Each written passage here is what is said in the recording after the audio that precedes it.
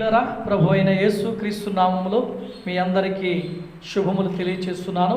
మరి ఈ పునరుద్ధరణ ఆరాధనకు ప్రేమతో మిమ్మల్ని అందరినీ ఆహ్వానిస్తూ ఉన్నాం.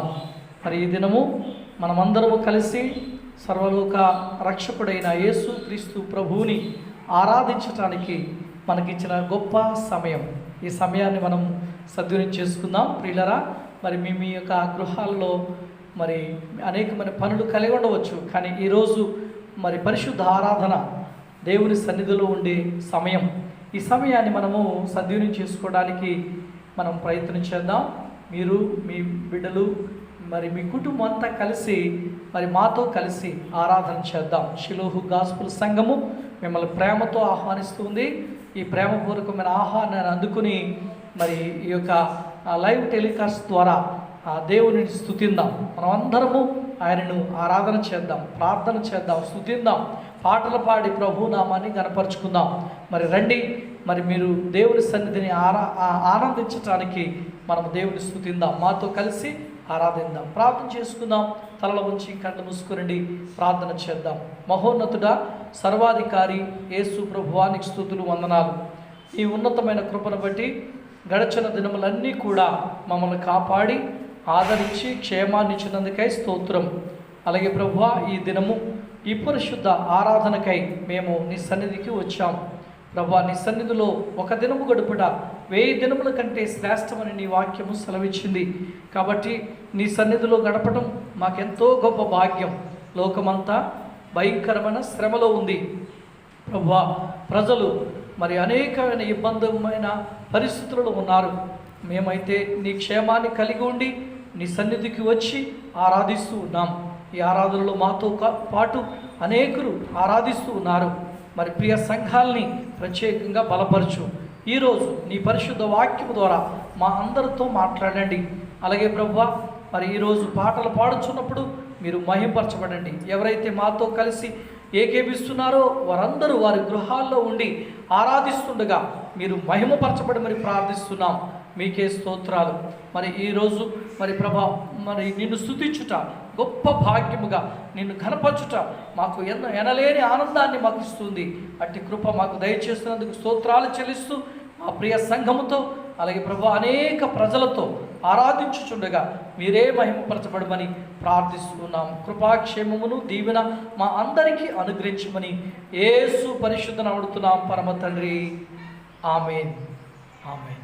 ప్రియులారా, మరి మీ అందరికీ మరొకసారి నేను వందనాలు తెలియచేస్తూ మరి ఈ ఆరాధనకు ప్రేమతో మిమ్మల్ని అందరినీ ఆహ్వానిస్తూ ఉన్నాము. దయచేసి మీ యొక్క మరి స్థలాల్లో మీ సెల్ ఫోన్లో ఈ ఫేస్బుక్ ద్వారా ఈ లైవ్ టెలికాస్ట్ను మరి వీక్షించి మాతో కలిసి ఆరాధించండి, ప్రభువును స్తుతిద్దాం. ఈ సమయంలో కొన్ని పాటలు పాడి దేవుని స్తుతిద్దాం. మరి దేవుని సన్నిధిలో ఆరాధనలో అందరూ కూడా మరి మేము ఇక్కడ పాడుచున్నప్పుడు, చప్పలు కొడుతున్నప్పుడు మీరు మీ గృహాల్లో ఉండి చప్పలు కొడుతూ పాటలు పాడుచు ప్రభువును స్తుతించండి. ప్రభు కృప మీకు తోడైండుగాక. ఈ సమయంలో బిడ్డలను ఆహ్వానిస్తూ ఉన్నాం. దయచేసి దేవుని సన్నిధిలో మనమందరం కలిసి ఆరాధన చేసుకుందాం. దయచేసి రండి. Praise the Lord. హల్లెలూయా.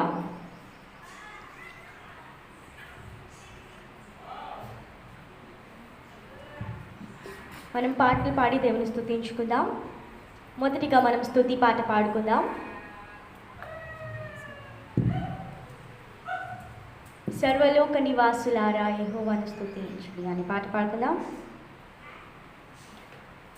సర్వలోక నివాసులారా సియోనులో స్తుతి చెల్లించుడి, సంతోష గీతము పాడుడి, దేవుని నామము స్తోత్రించుడి, ఈలాగు దేవుని స్తోత్రించుడి, ఈలాగు దేవుని స్తోత్రించుడి. నీ కార్యములు గంభీరములు, నీ కార్యములు గంభీరములు, నీదు క్రియలు ఆశ్చర్యకరములు, నీదు క్రియలు ఆశ్చర్యకరములు, నీ నామమునే కీర్తించుడి.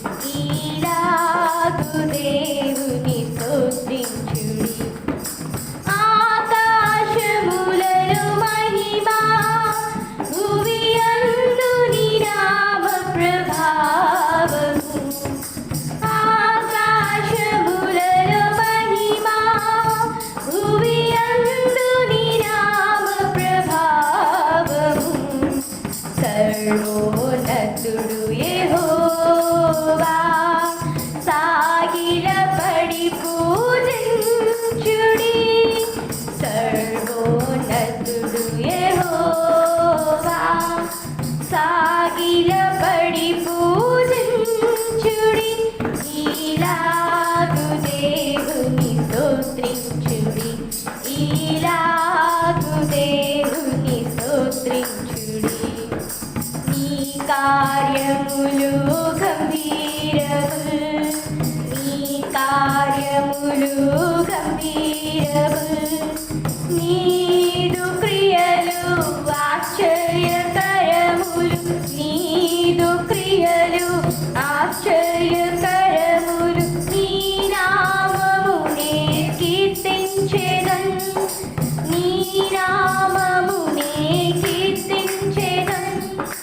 నీకు నమస్కరించెదము, నీకు నమస్కరించెదము. సర్వలోక నివాసులారా, సీయోనులో స్తుతి చెల్లించుడి, సంతోష గీతము పాడుడి, దేవుని నామమును స్తోత్రించుడి, ఈలాగు దేవుని స్తోత్రించుడి, ఈలాగు దేవుని స్తోత్రించుడి. ప్రేమ స్వరూపి యేసు ప్రాణార్పణ చేసెను ప్రేమతో, ప్రేమ స్వరూపి యేసు ప్రాణార్పణ చేసెను ప్రేమతో. పరిశుద్ధాత్మను పంపెను, కృతజ్ఞతాస్తుతులర్పించుడి, పరిశుద్ధాత్మను పంపెను, కృతజ్ఞతాస్తుతులర్పించుడి, ఈలాగు దేవుని స్తోత్రించుడి, ఈలాగు దేవుని స్తోత్రించుడి. నీ కార్యములు గంభీరములు, నీ కార్యములు గంభీరములు, నీదు క్రియలు ఆశ్చర్యకరములు, నీదు క్రియలు ఆశ్చర్యకరములు. నీ నామమునే కీర్తించెదన్, నీ నామమునే కీర్తించెదన్. నీకు నమస్కరించెదము, నీకు నమస్కరించెదము. సర్వలోక నివాసులారా, సీయోనులో స్తుతి చెల్లించుడి, సంతోష గీతము పాడుడి, దేవుని నామమును స్తోత్రించుడి, ఈలాగు దేవుని స్తోత్రించుడి, ఈలాగు దేవుని స్తోత్రించుడి. హల్లెలూయా, హల్లెలూయా. మరి ఈరోజు ఒక ముఖ్యమైన దినం కాబట్టి మదర్స్ డే సందర్భంగా ఈ కార్యక్రమాన్ని వీక్షిస్తున్న మదర్స్ అందరికీ హ్యాపీ మదర్స్ డే. మీ అందరి కోసం ఈ ఒక పాట.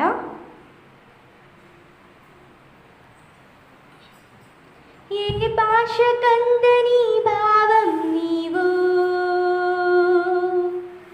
వెలకట్టలేని ముత్యం నీవు,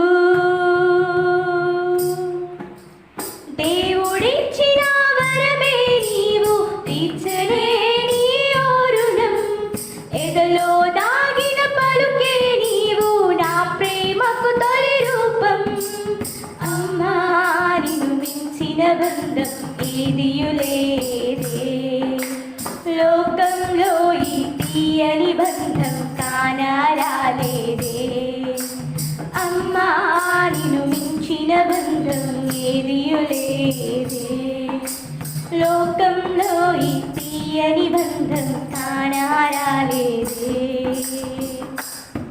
నవమాసాలు నీలో నన్ను దాచావు, నా ఊపిరికై నీ ప్రాణం పనంగా పెట్టావు. రేయి పగలంతా నాకై శ్రమ పడినా తీరని అనురాగం నీలో దాసావే. నీ సుఖ సంతోషం విడచిన నాకై తరగని మమకారం నీలో దాచావే.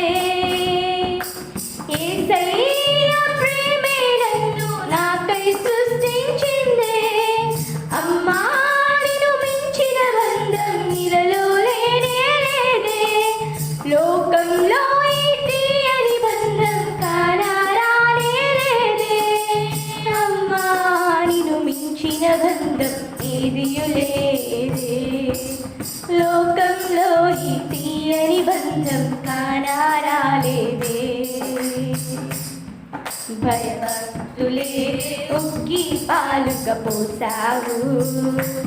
దేవుని మాటలే కోరు ముద్దగా చేసావు.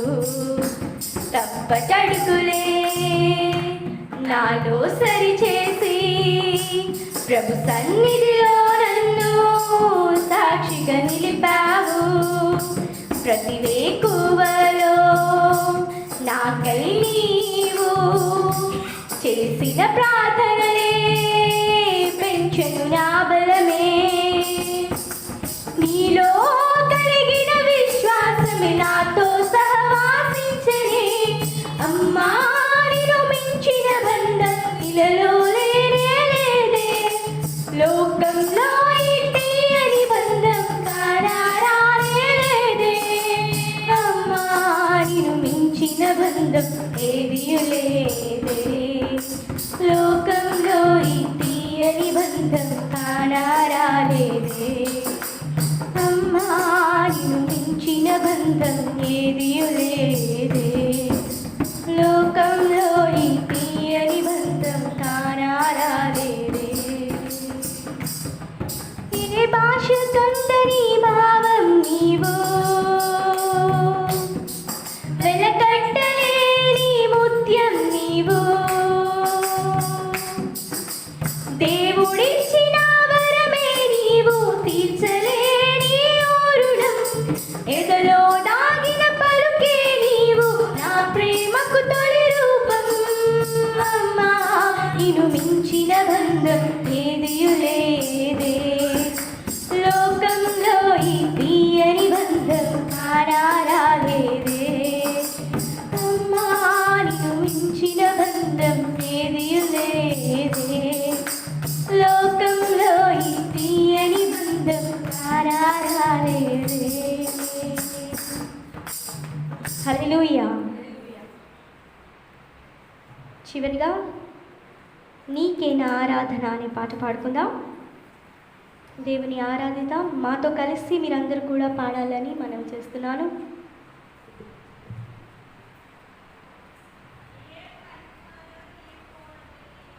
నీకే నా ఆరాధన, నీకే ఆరాధన, నీకే నా ఆరాధన, నీకే ఆరాధన. యుగ యుగములకు తరతరములకు మహిమా ప్రభావము. యుగ యుగములకు తరతరములకు మహిమా ప్రభావము నీకే యేసయ్యా. నీకే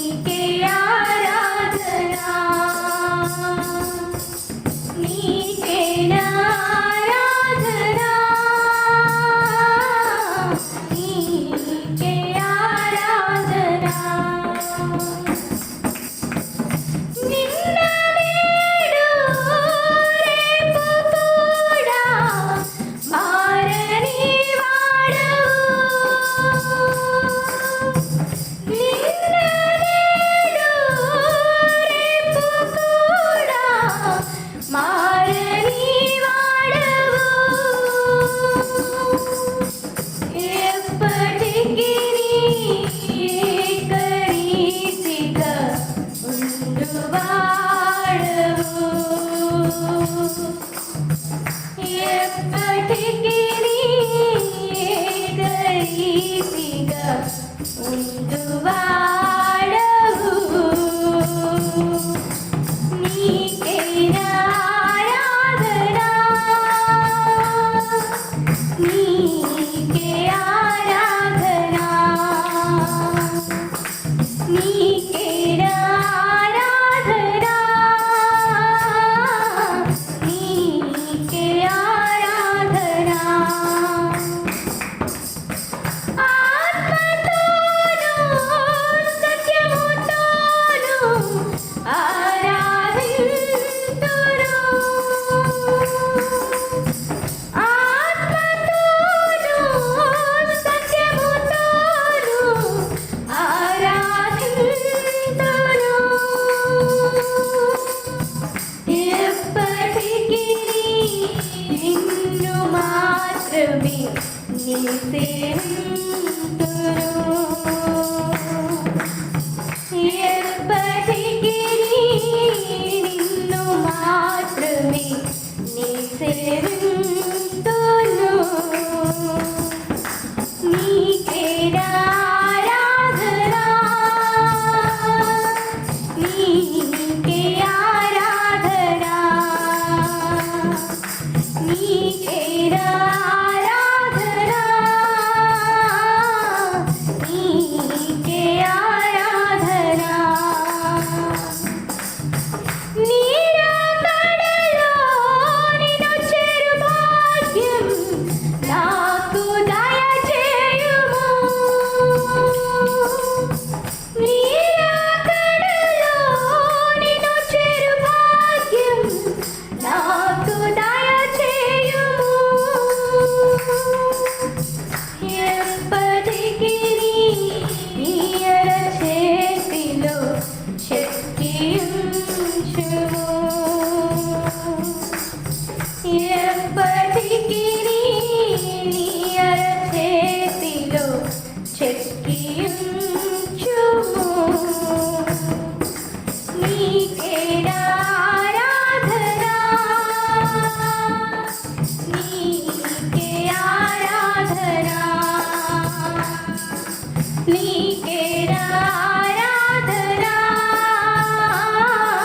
నీకే ఆరాధన. యుగ యుగములకు తరతరములకు మహిమా ప్రభావము. యుగ యుగములకు తరతరములకు మహిమా ప్రభావము నీకే యేసయ్యా, నీకే యేసయ్యా. నీకే ఆరాధన, నీకే ఆరాధన, నీకే ఆరాధన, నీకే ఆరాధన. యుగ యుగములకు తరతరములకు మహిమా ప్రభావము. యుగ యుగములకు తరతరములకు మహిమా ప్రభావము నీకే యేసయ్యా, నీకే యేసయ్యా. నీకే ఆరాధన, నీకే ఆరాధన,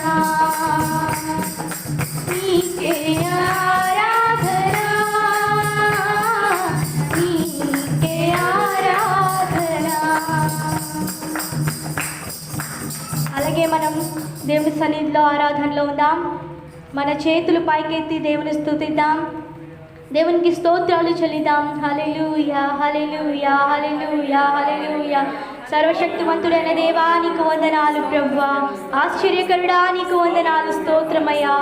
నాయనా ప్రేమమయుడా నీకు వందనాలు, స్తోత్రం స్తోత్రం స్తోత్రము ప్రభువా. మమ్మల్ని సజీవులుగా ఉంచిన దేవా నీకు వందనాలయ్యా, వందనాలు, స్తోత్రం స్తోత్రం స్తోత్రం. హల్లెలూయా, హల్లెలూయా, హల్లెలూయా. స్తోత్రం స్తోత్రం. మీ నోరు తెరిచి దేవుని స్తుతించండి. అయ్యా నాతో మాట్లాడమని ప్రార్థించండి. దేవుని వాక్యం ద్వారా దేవుడు మనతో మాట్లాడి మనల్ని సరిచేయలాగున దేవుని సన్నిధిలో మనం మొరపెడదాం. హల్లెలూయా, హల్లెలూయా, హల్లెలూయా. స్తోత్రం స్తోత్రం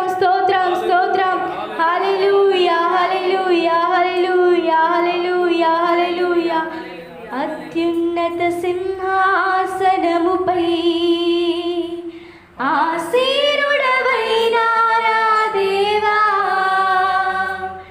అత్యున్నత సింహాసనముపై ఆసీనుడవైనా నా దేవా, అత్యంత ప్రేమ స్వరూపివి నీవే, ఆరాధింతును నిన్నే. అత్యంత ప్రేమ స్వరూపివి నీవే, ఆరాధింతును. అందరం కలిసి చెప్దాం.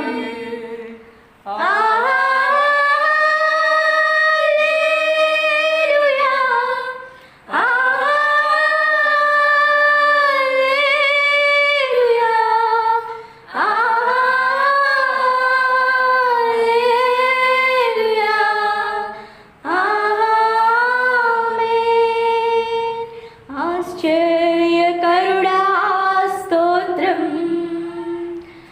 ఆలోచనకర్తా స్తోత్రం, ఆశ్చర్యకరుడా స్తోత్రం, ఆలోచనకర్తా స్తోత్రం, బలమైన దేవా నిత్యుడగవు తండ్రి, సమాధానాధిపతి స్తోత్రం. బలమైన దేవా నిత్యుడగవు తండ్రి, సమాధానాధిపతి స్తోత్రం.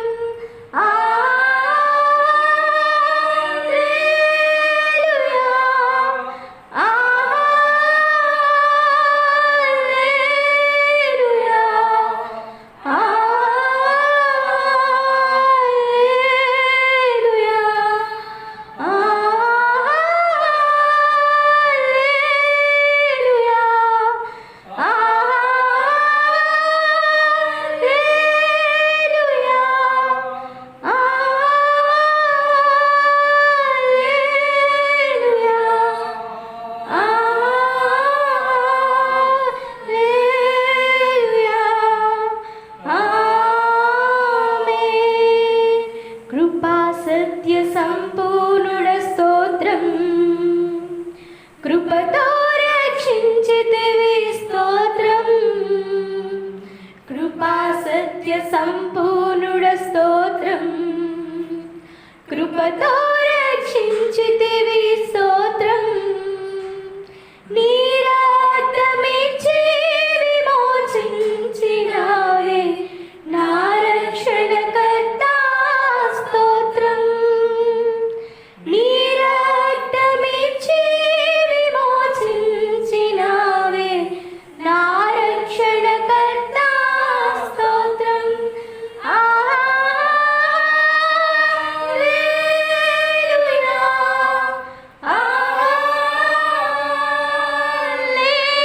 హల్లెలూయా, హల్లెలూయా,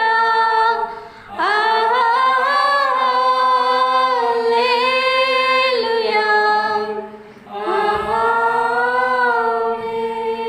గట్టిగా చప్పలు కొడుతూ దేవుని స్తుతిద్దాం. హల్లెలూయా, హల్లెలూయా, హల్లెలూయా. స్తోత్రం, స్తోత్రం, స్తోత్రం. పరిశుద్ధుడానికి వందనాలు, వందనాలు, వందనాలు. హల్లెలూయా, హల్లెలూయా, హల్లెలూయా, హల్లెలూయా. స్తోత్రం, స్తోత్రం, స్తోత్రం, స్తోత్రం. హల్లెలూయా, స్తోత్రం, స్తోత్రం, స్తోత్రం. పరిశుద్ధుడైన దేవుడు ఇంతవరకు మనల్ని కాచి కాపాడి భద్రపరిచారు. దేవునికి వందనస్తులమయ్యున్నాము. ఇంతవరకు కూడా పాడిన పాటలు యందు దేవుని మహింపరిచి ఉన్నాడని నమ్ముచున్నాను. ఈ సమయంలో వాక్యానికి వెళ్ళబోచుండగా మన మనస్సుని సిద్ధపరచుకుందాం. అయ్యా నాతో మాట్లాడమని ప్రార్థిస్తాం. దేవుడు తన వాక్యం ద్వారా మనతో మాట్లాడి మనల్ని సరిచేయలాగున, ఈ ఆరాధన అంతట్లో దేవుడు తోడైండి నడిపించలాగున మన మధ్యలో ఉన్న మా అమ్మగారు పాస్టర్ అమ్మగారు ఎస్తేర్ రాణి గారు ముందుకు వచ్చి మనల్ని ప్రార్థనలో నడిపిస్తారు. అందరం కూడా మనం ప్రార్థనలో ఏకీభవిద్దాం.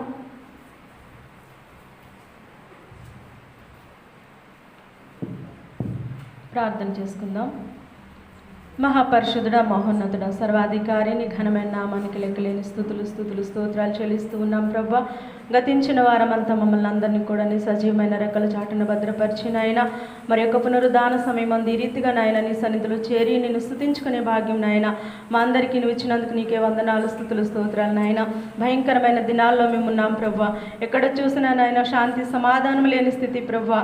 అయ్యా, ఒక ప్రక్క నాయన రోగాల ద్వారా మరణాలు, ఒక ప్రక్క ప్రమాదాలతో నాయన ఎంతోమంది మరణిస్తూ ఉన్నారు ప్రభా. ఎక్కడ చూసినా హృదయ విదారకమైన నాయన పరిస్థితులే మేము చూస్తూ ఉన్నాం ప్రభా. దీనంతటికీ కారణం ప్రభా నిరాకడని మేము గుర్తెరిగినట్లుగా సహాయం చేయండి. నిజమే ప్రభా, నీ వాక్యంలో సెలవిచ్చిన రీతిగా ప్రభా అయ్యా నాయన మేము రక్షించబడుటకే కానీ ఉగ్రత పాలగటకు మిమ్మల్ని నియమింపలేదన్నావు తండ్రి. నిజమే తండ్రి నాయన ఈ దినాన్ని ఎంతోమంది ప్రభా అయ్యా నీ రక్షణ తెలియకుండానే, నీ నామము తెలియకుండానే ఎంతోమంది నాయన మరణిస్తూ ఉన్నారు ప్రభా. ప్రతి బిడ్డ కొరకు నీ సన్నిధిలో ప్రార్థిస్తున్నాం తండ్రి. ఈ కడవరి కాలమందు ప్రభా ప్రతి వారు కూడా ప్రభా నీ నామాన్ని గుర్తెరిగి ప్రభా అయ్యా నిన్ను సొంత రక్షకునిగా అంగీకరించినట్లుగా నాయన ఎవరూ నశించిపోకుండా ప్రభా అయ్యా నాయన ప్రతి బిడ్డను కూడా మీరు రక్షించమని నీ సన్నిధిలో ప్రార్థిస్తున్నాము దేవా. ఎస్సయ్యా నీకే వందనాలు, స్తుతులు స్తోత్రాలు ప్రభా. ఈ యొక్క నాయన పునరుద్ధాన ఆరాధనలు ఉదయకాల సమయం మందు నాయన ఇంతవరకు నాయన పాటల ద్వారా నీ నామాన్ని ఘనపరిచి ఉన్నాము, మహింపరిచి ఉన్నాము. ఎస్సయ్యా నీకు వందనాలు, స్తోత్రాలు నాయన. అయ్యా మా మధ్యలో నీ యొక్క మహిమను, నీ యొక్క ఆత్మను ఉంచినందుకు నీకు వందనాలు, స్తోత్రాలు ప్రభా. ఈ యొక్క ఆరాధనలు ఎటువంటి నాయన అయ్యా నాయన డిస్టర్బెన్స్ లేకుండా ప్రభా నాయన ప్రతి ఒక్క నాయన అయ్యా నాయన కార్యం నీ నామానికి మహిమార్థంగా మీరు జరిగించండి నాయన. ఈ సమయంలో నీ యొక్క వాక్యం ద్వారా అందరితో మాట్లాడండి ప్రభా. అయ్యా ఎవరైతే నాయన యొక్క నాయన వాక్యాన్ని నాయన యొక్క ఆరాధనను ప్రభా చూస్తూ ఉన్నారో నాయన ప్రతి బిడ్డను కూడా మీరు దీవించండి నాయన. మా సంఘాన్ని జ్ఞాపకం చేసుకో ప్రభా. సంఘ కుటుంబాలన్నిటిని మీరు దీవించండి, ఆశీర్వదించండి ప్రభా. నీకే స్తోత్రం నాయన. అలాగే తండ్రి మా దేశంలో ఉన్న నాయన పరిస్థితులను మీరు జ్ఞాపకం చేసుకోనండి తండ్రి. నాయన రోజు రోజుకి ఈ యొక్క కరోనా వైరస్ ఎంతో ప్రబలుచు ఉంటుండగా నాయన ఈ యొక్క నాయన కరోనా వైరస్ వ్యాప్తిని మీరు అరికట్టమని నీ సన్నిధిలో ప్రార్థిస్తున్నావు నాయన. త్వరలోనే నాయన నీ యొక్క సన్నిధిలో మేమందరము కలిసి నాయన ప్రార్థించుకోవాలి. అటువంటి కృపను మాకు దయచేయండి నాయన. త్వరగా వ్యాక్సిన్ కూడా కనుగొని ప్రభా అది మాకు అందుబాటులోకి రావడానికి కూడా నీ కృపను దయచేయమని సన్నిధిలో వేడుకొంచున్నాం దేవా. ఈ సమయంలో నాయన నీ దాసుని నిలబెట్టుకొని ప్రభా నీ వాక్యం ద్వారా అందరితో మాట్లాడండి. ఎవరైతే ఈ యొక్క నాయన అయ్యా కార్యక్రమాన్ని వీక్షిస్తున్నారో ప్రతి బిడ్డతో మీరు మాట్లాడండి ప్రభా. అయ్యా నీకు స్తోత్రం నాయన. వినగల చెవులు, గ్రహించగల హృదయాలు, అర్థం చేసుకునే మనసులు అందరికీ దయచేయమని నాయన. నీ దాసుని మరుగుపరుచుకొని నీవే మాట్లాడమని ఈ యొక్క ఆరాధన అంతా నీ చేతులకు అప్పగించుకుంటూ యేసు పరిశుద్ధ నామం అడిగి వేడుకొంచున్నాం తండ్రి, ఆమేన్. ఈ సమయంలో ఈ యొక్క కార్యక్రమాన్ని వీక్షిస్తున్న వారిలో ఉన్న మదర్స్ అయిన వారందరికీ కూడా హ్యాపీ మదర్స్ డే చెప్పుచున్నాను. నిజంగా దేవుడు మాతృత్వాన్ని మనకు అనుగ్రహించాడు. ఈ యొక్క లోకంలో మాతృత్వం అనేది చాలా ధన్యకరమైనది. తల్లులుగా మన యొక్క కుటుంబంలో మన బిడ్డల్ని ఏ రీతిగా పెంచాలో దేవుని కొరకు దేవుని యొక్క జ్ఞానం ద్వారా మనం తెలుసుకుందాం. ఆ రీతిగా అనేకులకు మనము మాదిరికరమైన తల్లులుగా ఈ లోకంలో జీవించాలని మీ అందరికీ తెలియజేస్తూ అందరికీ happy mother's day. Thank you. Thank you అమ్మగారు. ఈ సమయంలో మనము కీర్తన ధ్యానించుకుందాం. కీర్తన భాగము 67వ కీర్తన. మన మధ్యలో ఉన్న స్టెఫీనా గ్రేస్, నా సెకండ్ సిస్టర్ స్టెఫీనా గ్రేస్ వచ్చి ఈ వాక్యాన్ని చదువుతుండగా మనం కూడా కలిసి చదువుకుందాం. 67వ కీర్తన. 67వ కీర్తన. భూమి మీద నీ మార్గము తెలియబడినట్లు, అన్యజనులందరిలో నీ రక్షణ తెలియబడినట్లు దేవుడు మమ్మను కరుణించి మమ్మను ఆశీర్వదించునుగాక. ఆయన తన ముఖకాంతి మా మీద ప్రకాశింపజేయునుగాక. దేవా, ప్రజలు నిన్ను స్తుతించుదురుగాక, ప్రజలందరూ నిన్ను స్తుతించుదురుగాక. న్యాయమును బట్టి నీవు జనములకు తీర్పు తీర్చుదువు, భూమి మీదనున్న జనములను ఏలెదవు. జనములు సంతోషించుచు ఉత్సాహధ్వని చేయుదురుగాక. దేవా, ప్రజలు నిన్ను స్తుతించుదురుగాక, ప్రజలందరూ నిన్ను స్తుతించుదురుగాక. అప్పుడు భూమి దాని ఫలమిచ్చును. దేవుడు మా దేవుడు మమ్మను ఆశీర్వదించును, దేవుడు మమ్మను దీవించును. భూదిగంత నివాసులందరూ ఆయన యందు భయభక్తులు నింపుదురు. ఆమేన్. ఆమేన్. ఈ సమయంలో వాక్యంకి సమయం కనుక మన మధ్యలో ఉన్నటువంటి షిలో గాస్పల్ చర్చ్ సంఘ కాపరి అయినటువంటి మా నాన్నగారు రత్నరాజ్ గారు ముందుకు వచ్చి దేవుని వాక్యాన్ని అందిస్తారు. శ్రద్ధగా మనం విందాం.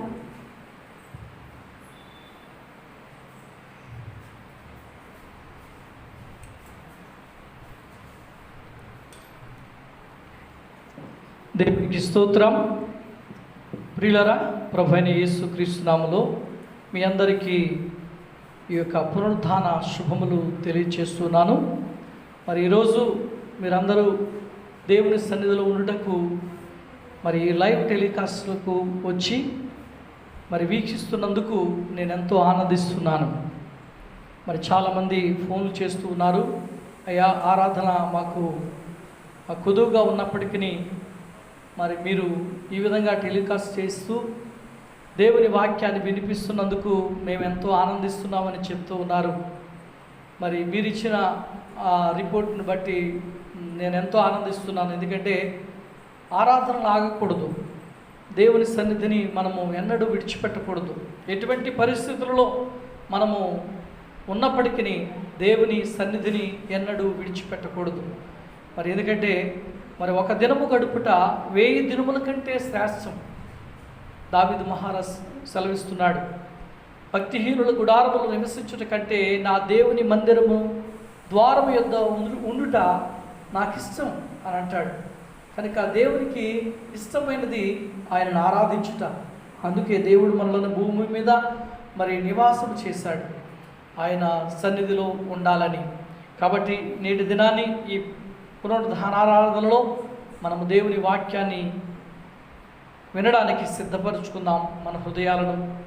మరి మీరు చాలా పనులు కలిగి ఉండొచ్చు, కానీ దయచేసి అటు ఇటు తిరగకుండా దేవుని వాక్యం యందు గురి కలిగి ఉండాలని నేను మీ అందరికీ మనవి చేస్తున్నాను.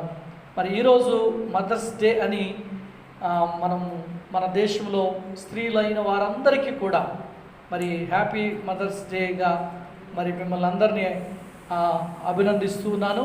చక్కటి తల్లులుగా మీరు మీ గృహ నిర్వాహకత్వాన్ని నిర్వహిస్తున్నందుకు ప్రత్యేకంగా మీకు అందరికీ అభినందనలు తెలియజేస్తున్నాను. మంచి తల్లిగా, మంచి భార్యగా, తర్వాత తోటి సహోదరులుగా జీవిస్తున్నారు. అలాగే మీ జీవితాన్ని ప్రేమానురాగాలతో జీవిస్తూ మరి ముందుకు సాగాలని నేను ఆకాంక్షిస్తూ ఉన్నాను.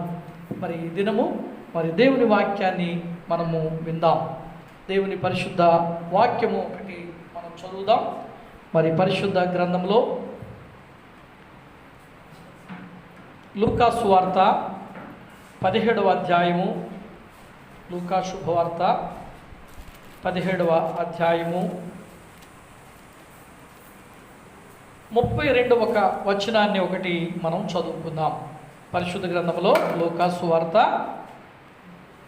17వ అధ్యాయము 32వ వచనాన్ని చదువుకుందాం. తన ప్రాణము రక్షించుకొను గోరువాడు. లూకా సువార్త 17వ అధ్యాయము 32 వచనాన్ని చదువుకుందాం. 32 వచనాన్ని చదువుకుందాం. లోతు భార్యను జ్ఞాపకం చేసుకునుడి. ప్రార్థన చేద్దాం. తలల వంచి కళ్ళు మూసుకుందాం. మహోన్నతుడా, సర్వాధికారి, స్తుతులు. నేటి పరిశుద్ధ పునరుద్ధాన ఆరాధనలో నీ ప్రియ బిడ్డలుగా మేమందరము నీ సన్నిధిలో చేరి ఉన్నాం. ఈ ఆరాధనకు ఆహ్వానించబడిన వారందరూ నీ వాక్యాన్ని వింటూ ఉన్నారు. ఈ లైవ్లో వారి గృహంలో నీ వాక్యము వెళ్ళడుచున్నది.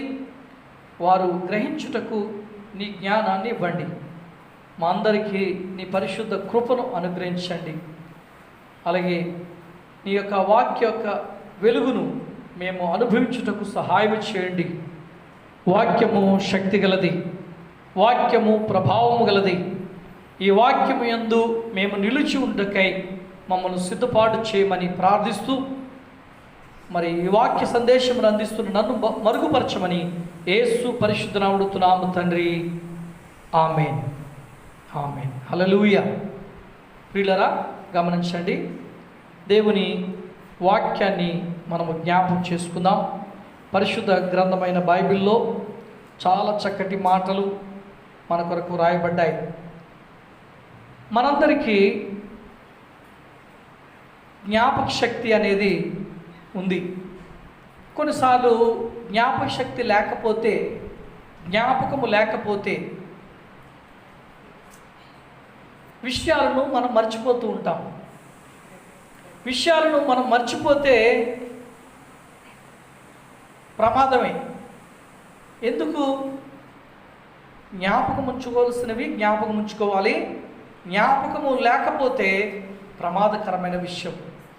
మీరు ఆలోచన చేద్దాం. మీరు ఒకవేళ విద్యార్థులై ఉండొచ్చు. మీరు విద్యార్థులైతే మీరు స్కూల్లో పాఠాలు చెప్తున్నప్పుడు, మీ టీచర్ పాఠాలు చెప్పినప్పుడు, లేక మీ ఉపాధ్యాయులు పాఠం చెప్పినప్పుడు మీరు శ్రద్ధగా వినాలి. ఎందుకంటే మరి సంవత్సర అంతంలో ఎగ్జామ్స్ వస్తూ ఉంటాయి, పరీక్షలు రాస్తూ ఉంటారు. మీరు చెప్పబడిన, మీకు బోధించబడిన బోధన వినుచు మీరు ఆ పాఠాలను వినకపోతే ఆఖరిలో పరీక్షలు రాయలేరు, అప్పుడు ఫెయిల్ అవుతాం. మరి ఇబ్బంది కదా. మనం పాస్ అయితే సంతోషించగలుగుతాం, ఫెయిల్ అయితే విచారపడుతూ ఉంటాం. మీరు జ్ఞాపకం చేసుకోండి. అందుకే ప్రతివానికి జ్ఞాపక శక్తి అనేది అవసరం. దేవుడు మానవులకు జ్ఞానాన్ని ఇచ్చాడు. జ్ఞానంతో మనము బ్రతుకుతూ జీవించాలి. అయితే జ్ఞాపకం ఎందుకు? ఆ అమూల్యమైన విషయాలు, మేలును ఇచ్చే విషయాలు మనకు తోడ్పడతాయి, జీవితాన్ని జీవింపచేస్తాయి. మరి మనం ఆలోచన చేద్దాం, దైవ గ్రంథాన్ని ఆలోచన చేద్దాం. మరి ఎన్నో జ్ఞాపకాలు మనకు ఉండవచ్చు. అనేక జ్ఞాపకాలు గుర్తు చేసుకున్నప్పుడు కొన్నిసార్లు దుఃఖం వస్తుంది, కొన్నిసార్లు నవ్వు వస్తుంది.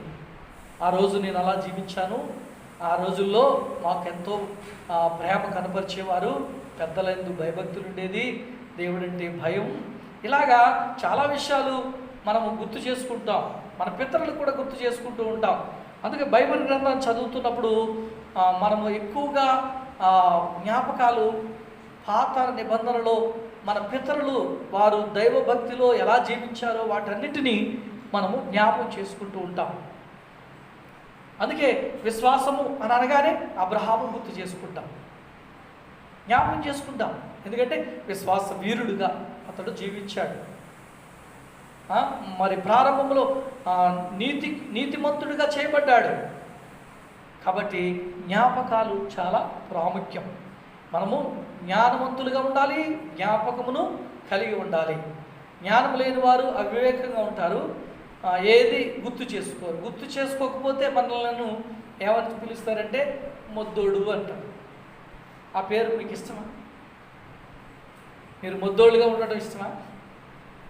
మీరు జ్ఞాపకమును కలిగి చదువులో, మీరు చేస్తున్న ఉద్యోగంలో, మీరు చేస్తున్న వ్యాపారంలో, మరి ఒకవేళ మీరు చేస్తున్న భక్తిలో, మీ ప్రార్థనా జీవితంలో, మీ ఆత్మీయ జీవితంలో ఎంతో జ్ఞాపకము కలిగి జ్ఞాపకాలను గుర్తు చేసుకుంటూ మీరు జీవించవలసిన వారై ఉండాలి. ఈరోజు మీ అందరూ గుర్తుపెట్టుకున్నారు మదర్స్ డే అని. అంటే తల్లుల దినోత్సవంగా మీ తల్లి మిమ్మల్ని ఎలా పెంచింది, ఎంత కష్టపడి పెంచింది, మిమ్మల్ని ఎంతో చక్కగా ప్రేమించి, లాలించి, ఆలించి, మంచి చెడులను చెప్తూ, నీతి న్యాయములను బోధిస్తూ, మీరు ఇందాక విన్నారు కదా, తల్లి గురించి మా బిడ్డలు పాటలు పాడారు. అందులో పాడిన పాటను మీరు విన్నారు కదా. నీతిని బోధించి న్యాయముగా మీరు జీవించండి అని నా తల్లి నాకు బోధించింది, మంచి మార్గములో సన్మార్గములో పెంచింది అని పొగుడుతూ చక్కగా పాడారు. అవును, ప్రతి తల్లిని నా తల్లి ఇలా పెంచింది అని జ్ఞాపకం చేసుకున్నారు. మంచిది, చాలా మంచిది. లోకములో ఉన్న విషయాలు, కొన్ని మంచి విషయాల్ని మనం జ్ఞాపకం చేసుకోవడం తప్పు కాదు. చెడు విషయాలు కాకుండా మంచి విషయాలను మనం జ్ఞాపకం చేసుకోవడం మేలే. ఈరోజు ఎందుకు ఈ మాట చెప్తున్నారంటే, మనం చదివిన వాక్య భాగానికి ఇది తోడ్పడుతుంది. మీరందరూ గుర్తు చేసుకోవాలి. మనం విద్యార్థి దశలో ఉన్నప్పుడు మరి మన టీచరు మనకి ఎన్నో విషయాలు ఉండవచ్చు. మరి ఆ బోధించినవి గుర్తు చేసుకుంటే నేను ధన్యుడిగా మార్చబడ్డాను. ఆ రోజు చెప్పిన పాఠాలు మమ్మల్ని ఎంతో ప్రయోజకులుగా చేసిందని చెప్పిన వారు ఎంతోమంది ఉన్నారు. అందుకే ఇప్పటికీ కొంతమంది టీచర్స్ని మర్చిపోరు చాలామంది. ఎందుకంటే ఈ మధ్య కాలంలో చేస్తున్న మంచి పని ఏంటంటే, ఎక్కడో విదేశాల్లో దూర ప్రాంతాల్లో మరి పనిచేస్తున్న వారందరూ కూడా మరి ఒకే దిక్కున సమిష్టి అయ్యి, అయ్యా మన స్కూలు వాతావరణాన్ని గుర్తు చేసుకుందాం, మరి మన టీచర్లు మనకు బోధించిన విషయాన్ని జ్ఞాపం చేసుకుందాం, వారు మన పైన చూపించిన ప్రేమను జ్ఞాపం చేసుకుందాం, పలానా మాస్టారు పలానా టీచర్ ఇలా చేశారు అని చెప్పి ప్రతిసారి గుర్తు చేసుకోవడం మనం ఈ మధ్య కాలంలో ఎక్కువగా జరుగుతూ ఉంది. చాలా సంతోషమైన విషయమే, మంచిది. కానీ జ్ఞాపకం చేసుకోలేని విషయాలు కొన్ని ఉన్నాయి. మానవునికి జ్ఞాపకాలు దేవుడు ఉంచాడు. ముఖ్యంగా క్రైస్తవులుగా క్రీస్తు ప్రేమలో జీవిస్తున్న మనకు అనేకమైన జ్ఞాపకాలు ఉన్నాయి. ఇప్పుడు మనం చదివిన దేవుని వాక్యంలో ఈ మాటను ధ్యానం చేసుకుందాం. చూడండి, మీ అందరికీ తెలిసిన ఒక స్త్రీ పేరు ఇక్కడ వచ్చింది. అంటే ఆమె పేరు రాయబడలేదు, కానీ అతని భర్త పేరుతో ఆమెను పిలిచాడు. ఆమె పేరు రాయబడలేదు, భర్త పేరుతో పిలువబడింది. ఆ భర్త ఎవరంటే లోతు భార్యను జ్ఞాపకం చేసుకోండి అన్నాడు. బహుశా ఏమి ఘనకార్యం చేసింది ఆవిడ? లోతు భార్య ఎలాంటి ఘనకార్యం చేసింది అంటే అందులో ఏమి మంచితనాలు ఉన్నాయి, ఆమెలో ఏమి మంచి లక్షణాలు ఉన్నాయి అని అనడానికి బదులుగా లోతు భార్యను జ్ఞాపకం చేసుకోండి అని ఎందుకు దేవుడు ఈ వాక్యాన్ని ఈ క్రొత్త నిబంధనలో రాశాడు అంటే, పాత నిబంధనలో ఆదికాండము 19వ అధ్యాయంలో మీరు ధ్యానిస్తే సొదొమ గొమొర్రాల పట్టణముల గురించి, అక్కడ దాని దుర్గతి గురించి, దాని యొక్క నాశనం గురించి దేవుడు హెచ్చరిక చేసి లోతుతో కొన్ని మాటలు చెప్పాడు. అయ్యా, ఈ పట్టణము దుర్గతితో ఉంది, ఇది నాశనానికి ఉంది. ఎందుకంటే ఇక్కడ ప్రజలు మరి దుష్ట స్వభావంతో ఉన్నారు, హృదయాలు కఠినంగా ఉన్నాయి, పాపము పెచ్చెక్కిపోయింది ఈ పట్టణంలో. దేవునికి అది ఆయాసకరంగా ఉంది. కాబట్టి అక్కడ నీతిమంతుడైన లోతును తన కుటుంబాన్ని దేవుడు రక్షించాలనే ఉద్దేశంతో వారికి హెచ్చరిక చేశాడు. వారి పట్ల దేవుడు ఒక భారాన్ని కలిగి ఉండి ఆ కుటుంబం, లోతు యొక్క కుటుంబాన్ని క్షేమంగా ఉంచాలనే ఉద్దేశంతో దేవుడు ఆ లోతును హెచ్చరిక చేసి, అయ్యా ఆ లోతును మరి బయటికి తీసుకురావాలని ఆలోచన కలిగి ఉన్నాడు దేవుడు. అందుకే దాని కొరకు అబ్రహాము ప్రార్థన చేశాడు. ప్రార్థన చేసి ఆ పట్టణ స్థితిగతిని గురించి అబ్రహాముకు చెప్పబడినప్పుడు, గతంలో నేను చెప్పాను, అబ్రహాముకు తెలియబడినప్పుడు అతడు మొర్రపెట్టాడు, బ్రతిమాలాడు, దేవుణ్ణి వేడుకున్నాడు. అబ్రహాము మొర విని లోతును తన కుటుంబాన్ని రక్షించాలని దేవుడు కోరుకున్నాడు. అయితే లోతు తన పిల్లలు, తన భార్యను వెంట తీసుకుని రమ్మని కోరినప్పుడు ఆ లోతు బిడ్డల యొక్క మరి భర్తలుగా చేయబోతున్న అంటే ఇక వివాహం కాలేదు, ఆ పిల్లలకు భర్తలుగా ఉండబోతున్న వారిని కూడా పిలిచాడు. కానీ వారు ఎగతాళి చేశారట. ఎగతాళి చేసి, మేము ఈ పట్టణం నుంచి రాము, ఇక్కడ చాలా స్వేచ్ఛగా ఉంది, సంతోషంగా ఉంది, ఆనందంగా ఉంది, ఇక్కడే బాగుంది అని వాళ్ళు అన్నారు. కానీ దేవుని దృష్టికి అది బాగోలేదు, మనుషుల దృష్టికి బాగుండవచ్చు. అయితే లోతును వెంట తీసుకుని వచ్చారు, కొంత దూరం వచ్చారు. ఆ తరువాత లోతును చేయి పట్టుకుని తీసుకుని వచ్చారు. దేవుడు ఒక హెచ్చరిక వారికి ఇచ్చాడు. ఏమనంటే, మీరు వెనుదిరగక వెళ్ళిపోండి, వెనుదిరగక ముందుకు సాగిపోండి, వెనక్కి వెళ్ళొద్దు అని చెప్పినప్పుడు లోతు ఒప్పుకున్నాడు. తన పిల్లలు ఒప్పుకోలేదు.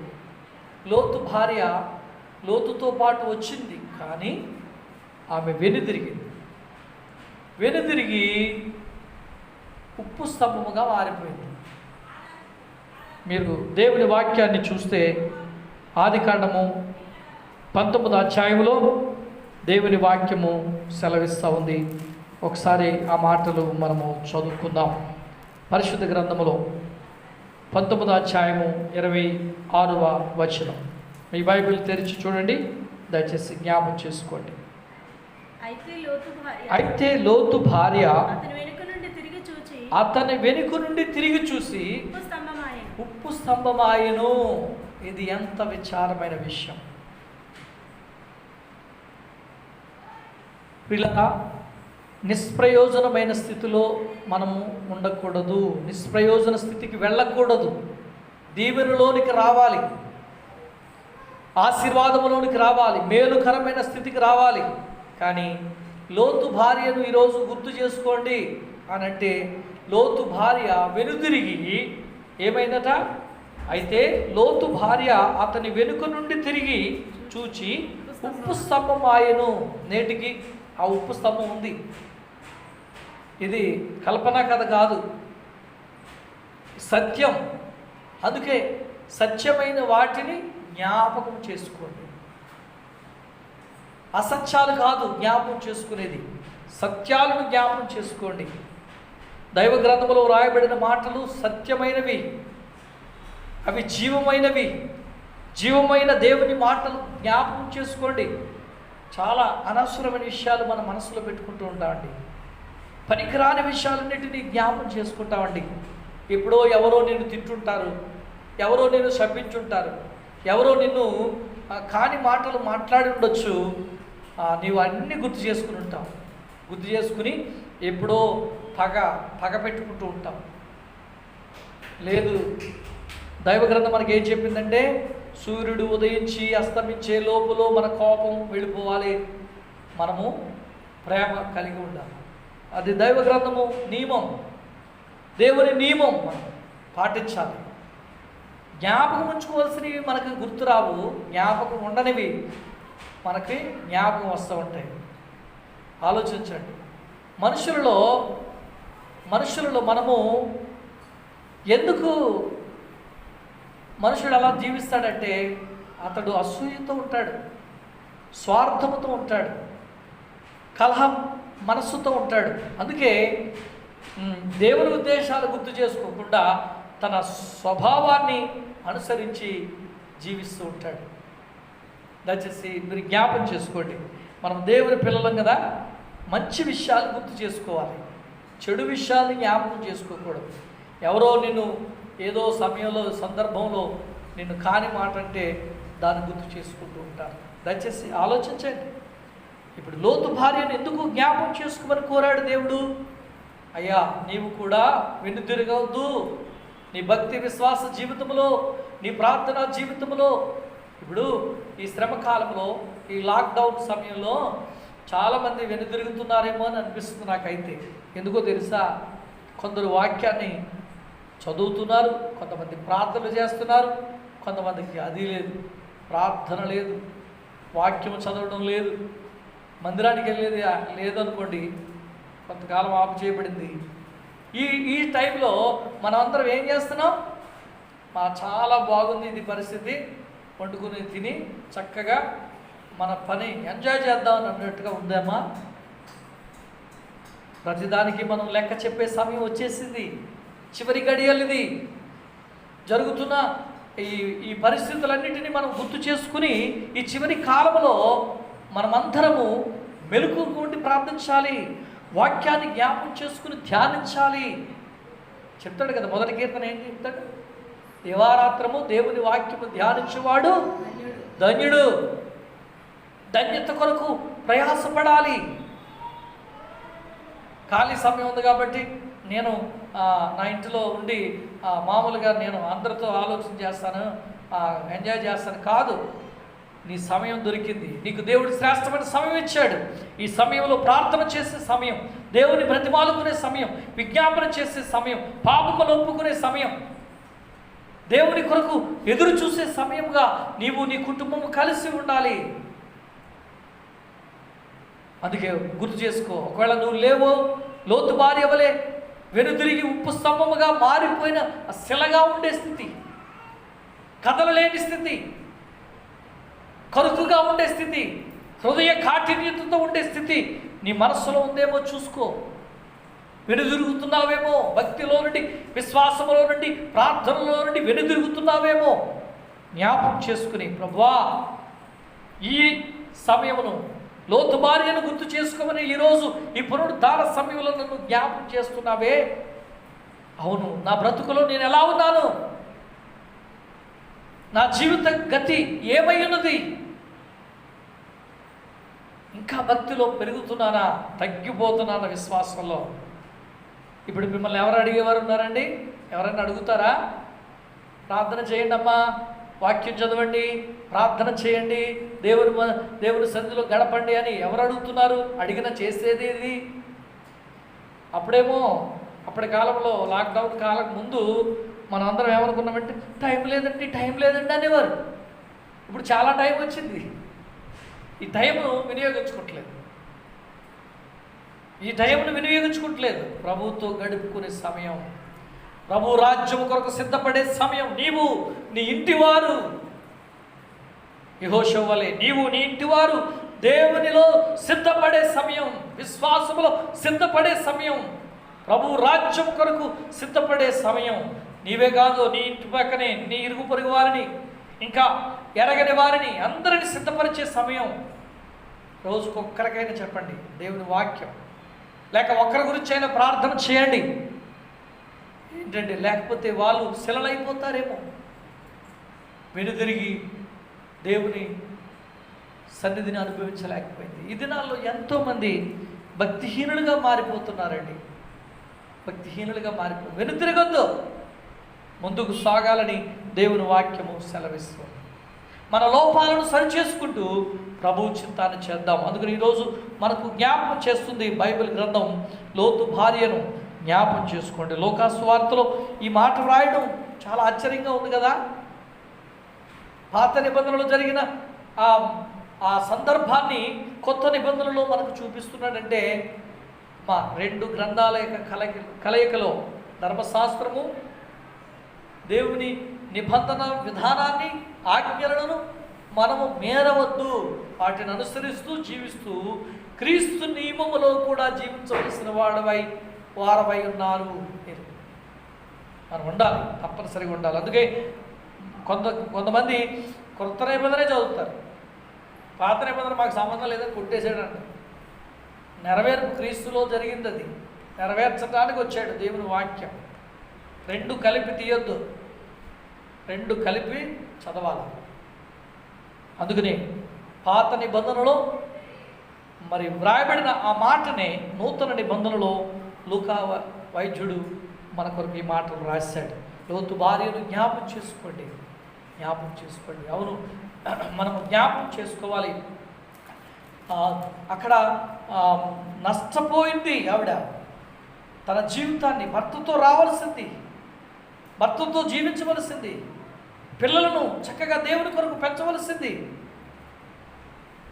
అలా జీవితాన్ని స్వనాశనం చేసుకుంది. ప్రియులారా, ఈరోజు ఈ పునరుద్ధాన దినాన్ని అడుగుతున్నాను, మీరు భార్యలుగా ఉంటే మీ భర్త అడుగు జాడలను నడుస్తున్నారా? భర్తకు వేరే జీవిస్తున్నారా? మీ తలంపులు ఒకటైతే మీ భర్త తలంపులు ఒకటిగా ఉన్నాయా? లేదు. ఇద్దరు ఐక్యంగా ఉండాలి. అప్పుడే మీ పిల్లలు ఐక్యంగా ఉంటారు, మీ కుటుంబం ఐక్యతగా ఉంటుంది. దాన్ని బట్టి సంతోషం, సమాధానం మీ జీవితంలో కలుగుతుంది. దేవుని స్తోత్రం చెల్లిందాం. హల్లెలూయా. కాబట్టి జ్ఞాపకం చేసుకోండి, దేవుని బిడ్డలమైన మనము లోతు భార్యను జ్ఞాపకం చేసుకోండి. మరొక స్త్రీని నేను జ్ఞాపకం చేస్తాను. ఆమె ఎవరంటే చూద్దాం, పరిశుద్ధ గ్రంథంలో ద్వితీయోపదేశకాండము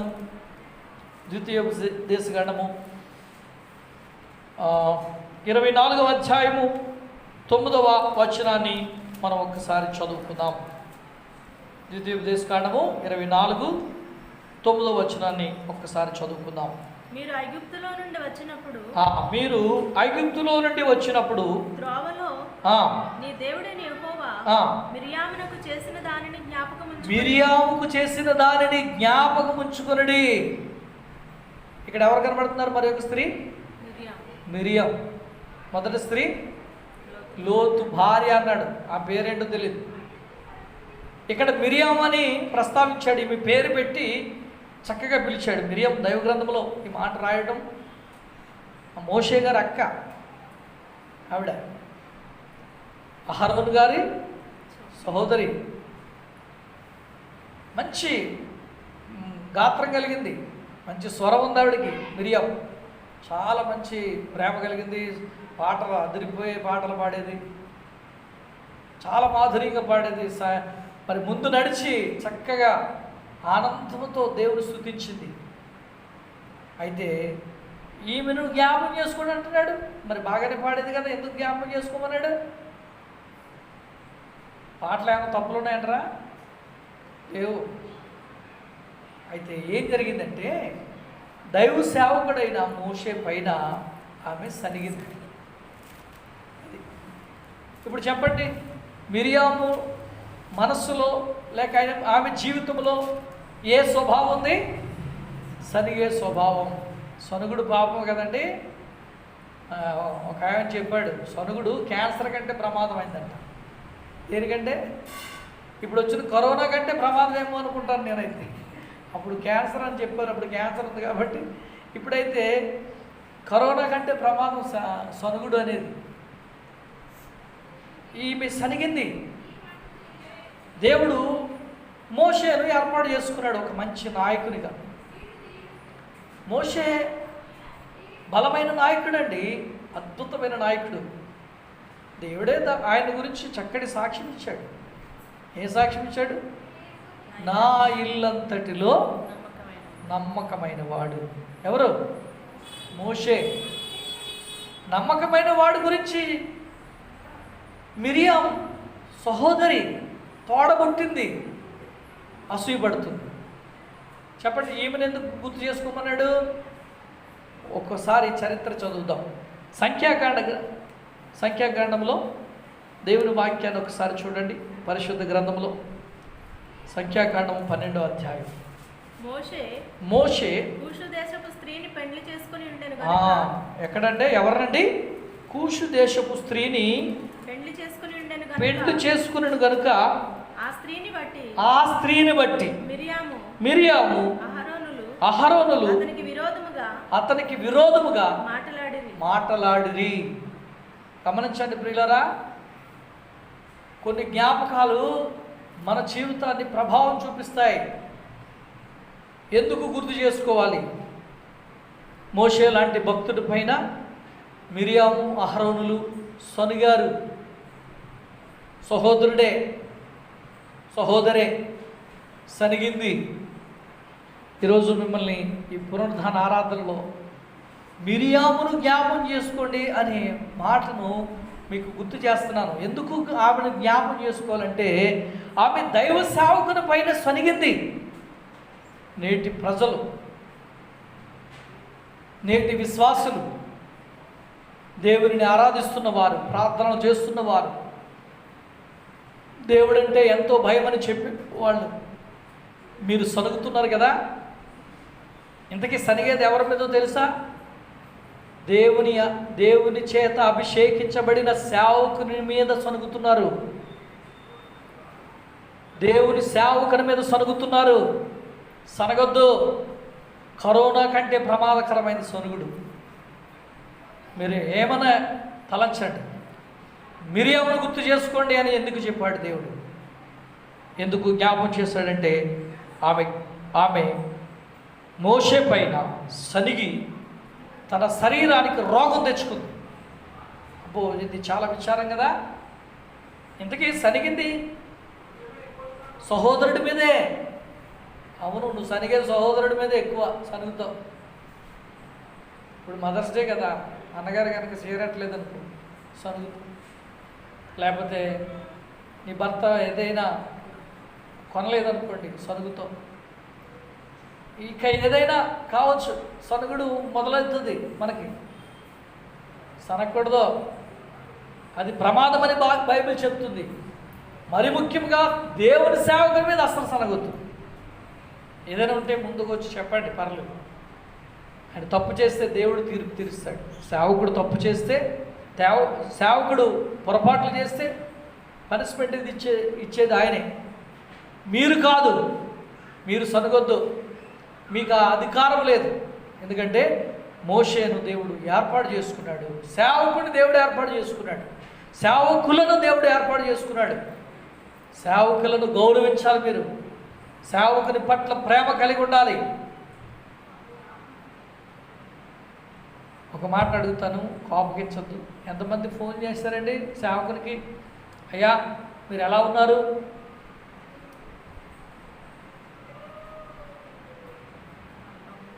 ఏమైనా తిన్నారా? ఎలా వస్తుంది? ఏమైనా పోషణ వస్తుందా? మేము రావట్లేదు కదా గుడికి, మందిరాలకి మేము రావట్లేదు కదా, మీకు ఏమన్నా ఆయనకి ఏంటండి అలా అనేవాళ్ళు లేరా? ఏమండి? ఎన్ని వారాలు అయింది? 2 నెలలు అయిపోయింది మనం ఆరాధన చేయక. 2 నెలల్లో ప్రియులారా వినండి, నేను మిమ్మల్ని నిందించట్లేదు. సేవకుని పట్ల మీ ప్రేమ ఎలాంటిదో చూడాలి. దగ్గరగా ఉన్నాడు, అయ్యగారండి వందనాలండి, అయ్యగారు వందనాలండి, ఎంత బాగా అంటారో. ఒక్కసారైనా ఫోన్ చేశారా? మాట్లాడారా? మీ సేవకులతో మాట్లాడారా? ఆయన తిన్నాడని అడిగారా? పిల్లలు పోషించబడ్డారని అడిగారా? ఎక్కడండి? మాకే లేదండి, మేమే కంపెనీకి వెళ్ళలేదు, మీకు ఎక్కడ పెడతామండి? మీరు పెట్టమని అనట్లేదండి, మీరు ప్రార్థన చేయాలని చెప్తున్నాను. మీ సేవకుని పోషణ కొరకు ప్రార్థించమని కోరాను. కానీ ఆయన మీద ప్రార్థించడం మానే ఆయనే చేసుకుంటాడు కాబట్టి మనమేమో ఏం చేద్దాం? నిందలేద్దామా? మోషే వారు సహోదరి మిరియం మోషే పైన సనిగింది. ఆ సనుగుడు వలన వచ్చే పరిస్థితి ఏంటో తెలుసా? ఒక భయంకరమైన జబ్బు ఆమెకు వెంటనే వచ్చేసింది. చూద్దాం, ఆ మాటలు చదువుకుందాం. ఎందుకంటే దేవుడు మోషేని గురించి చాలా మంచి మాటలు చెప్తున్నాడు, చాలా అద్భుతమైన మాటలు చెప్తున్నాడు. 5వ వచనం చదువుదాం. యెహోవా మేఘస్తంభములో దిగి ప్రత్యక్షపు గుడారము యొక్క ద్వారమునొద్ద నిలిచి అహరోను మిరియాములను పిలిచెను. మీ ఇద్దరు ఇటు రండి. ఎవరిని? అహరోన్ని, మిరియాముని ఇద్దరు రండి, ఇలా రండి.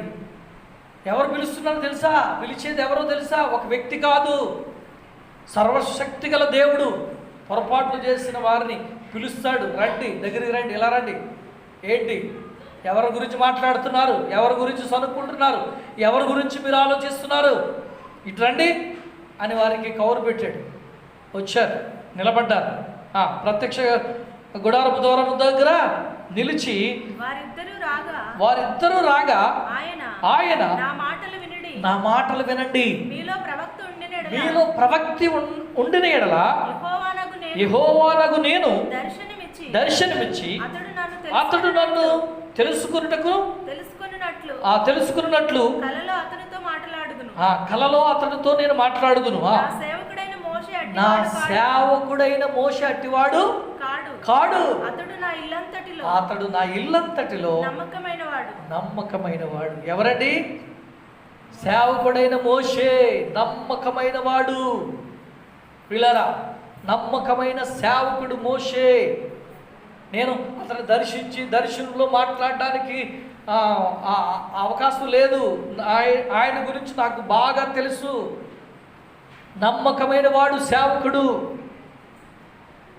పిల్లరా, ప్రార్థన చేయడానికి సేవకుని భారం ఎంతో ఉంది. సంఘ విశ్వాసులు చెదిరిపోతారని అందుకే కొన్నిసార్లు కొంచెం కోపంగా మాట్లాడతాడు.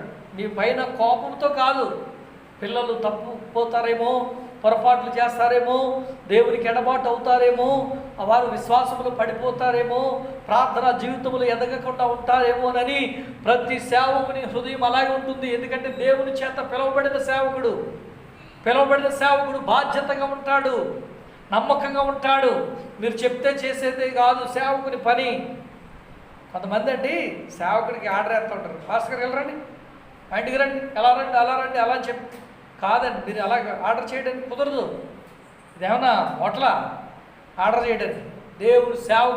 దేవుని సేవకుని ఎందుకు భక్తి కలిగి ఉండండి, భయభక్తులు కలిగి ఉండండి. దేవుడు ఎన్నుకున్న సేవకుని మీరెన్నడూ దూషించడానికి లేదు, అసూయపడడానికి లేదు, వారి గురించి చెడ్డగా మాట్లాడడానికి లేదు. మోషేను గురించి దేవుడు అంటున్నాడు, నా ఇల్లంతటిలో నమ్మకమైన వాడు.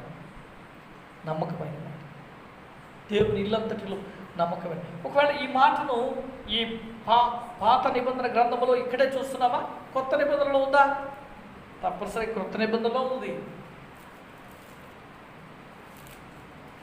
హెబ్రీ పత్రికలో 3వ అధ్యాయం 2వ వచనాన్ని చదివితే క్లియర్గా రాస్తుంది. చాలా దేవుని ఇల్లంతటిలో మోషే నమ్మకముగా ఉండినట్లు ఈయన కూడా తను నియమించిన వారికి నమ్మకంగా ఉండెను.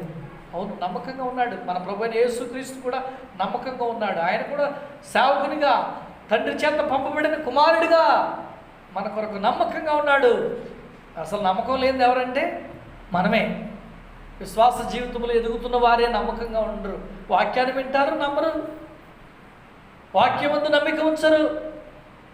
ఇదేదో వార్తలు విన్నట్టు. ఏమంటే టీవీ 9లో వార్తలు విన్నట్టు ఉంటుందో మన పని.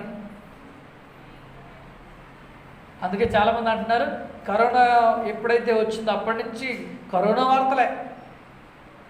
ఏమండి చూసి చూసి బోర్ అయిపోయిందంటే మానేసామండి, టీవీ చూడటమే మానేసామండి, బయటకు వచ్చి ఆడుకుంటున్నామండి అంటున్నారు. ఇది బోర్ అయిపోవడానికి ఉండదు. బైబిల్ గ్రంథం వాక్యము బోర్ అయిపోవడానికి లేదు. నిత్యము నువ్వు జీవిస్తున్న జీవిత కాలం అంతా కూడా వాక్యమునకు లోబడవలసిన వారవై ఉండాలి. వాక్యము ఆకాశము భూమి గతించిన దేవుని వాక్యం ఎన్నడూ గతించదు. అందుకే ఈ వాక్యము నీ జీవితమునకు పనిచేస్తూనే ఉండాలా. అలా పనిచేస్తుంటే నువ్వు జీవిస్తున్నావని అర్థం. లేక జీవిస్తున్నా చనిపోయినట్టే లెక్క. నేను చెప్తున్నది కాదు, దేవుని వాక్యం చెప్తా ఉంది. మనం దేవుని వాక్యానికి విధేయులుగా జీవించవలసిన వారమై ఉన్నాం. ఇది నీకు బోరు కొట్టేది కాదు. వాక్యం వింటున్నారా? మీ మందిరంలో దేవుని వాక్యం వింటున్నారా? దేవుని సహవాసములో పెరుగుతున్నారా? ప్రార్థనలో ఎదుగుతున్నారా? మరొకసారి మీతో మాట్లాడుతున్నాను ప్రియులరా, గమనించండి. సనగొద్దు. నమ్మకమైన సేవకుడు మోషేగా ఉన్నప్పుడు ఆ సహోదరి మిరియం ఆమె ఏం చేసింది? సనిగింది. సనిగుద్దం ద్వారా వచ్చిన ప్రమాదం. ప్రభు పిలిచాడు, అయ్యా మీ ఇద్దరు రండి, ప్రత్యక్ష గుడారం దగ్గరికి మీ ఇద్దరు రండి. నేను దర్శన రీతిగా ఒకవేళ మోషేను గద్దించేవాడిని కాదు. అతడు నా ఇల్లంతటిలో నమ్మకమైన వాడు మోషే. నమ్మకమైన మోషే నమ్మకంగా పనిచేశాడు ప్రియులరా, నమ్మకంగా పనిచేశాడు. 6 లక్షల కాల్బలాన్ని నడిపించాడు. ఐగుప్తు బానిసత్వంలో విడుదల చేసి తన సౌఖ్యాన్ని కోరుకోలేదు. సేవకుడు తన సౌఖ్యాన్ని కోరుకోలేదు, తన సుఖాన్ని కోరుకోలేదు. ఆయన చేసిన మంచి పని ఏంటో తెలుసా? హెబ్రీ పత్రికలో రాస్తుంటే 11వ అధ్యాయం 24వ వచనంలో దేవుని వాక్యము మోషే గురించి చక్కటి మాట, బలమైన మాట. మీ అందరికీ ఆ వాక్యము చదివి వినిపించాలని మనం చేస్తున్నాడు. మరొకసారి ఆ మాట చదవండి. దేవుని వాక్యంలో మోషే పెద్దవాడైన తర్వాత విశ్వాసమును బట్టి ఐగుప్తు ధనము కంటే క్రీస్తు విషయమైన నింద గొప్ప భాగ్యమని ఎంచుకుని అల్పకాలము పాపభోగములను అనుభవించుట కంటే దేవుని ప్రజలతో శ్రమ అనుభవించుట మేలని యోచించి ఫరో కుమార్తె యొక్క కుమారుడని అనిపించుకున్నటకు ఒప్పుకొనలేదు. ఏలయనగా అతడు ప్రతిఫలముగా కలగబోవు బహుమానమందు దృష్టి ఉంచెను. నీ దృష్టి ఎక్కడుంది? పరలోక రాజ్యం పైన ఉందా? భూలోకంలో ఉందా? అందుకే మన దృష్టి అంతా ఎవరి మీద ఉంటుందంటే లోకంలో ఉంటుంది, లోకాశల పైన ఉంటుంది, మరి శరీరాశల పైన ఉంటుంది, నేత్రాశల పైన ఉంటుంది మన దృష్టి అంతా. ప్రభు దృష్టి లేక ప్రభు పిల్లల యొక్క దృష్టి పరలోక సంబంధంగా, పరలోక రాజ్య వారసులుగా ప్రజలను చేయాలని ఆశపడే దృష్టే.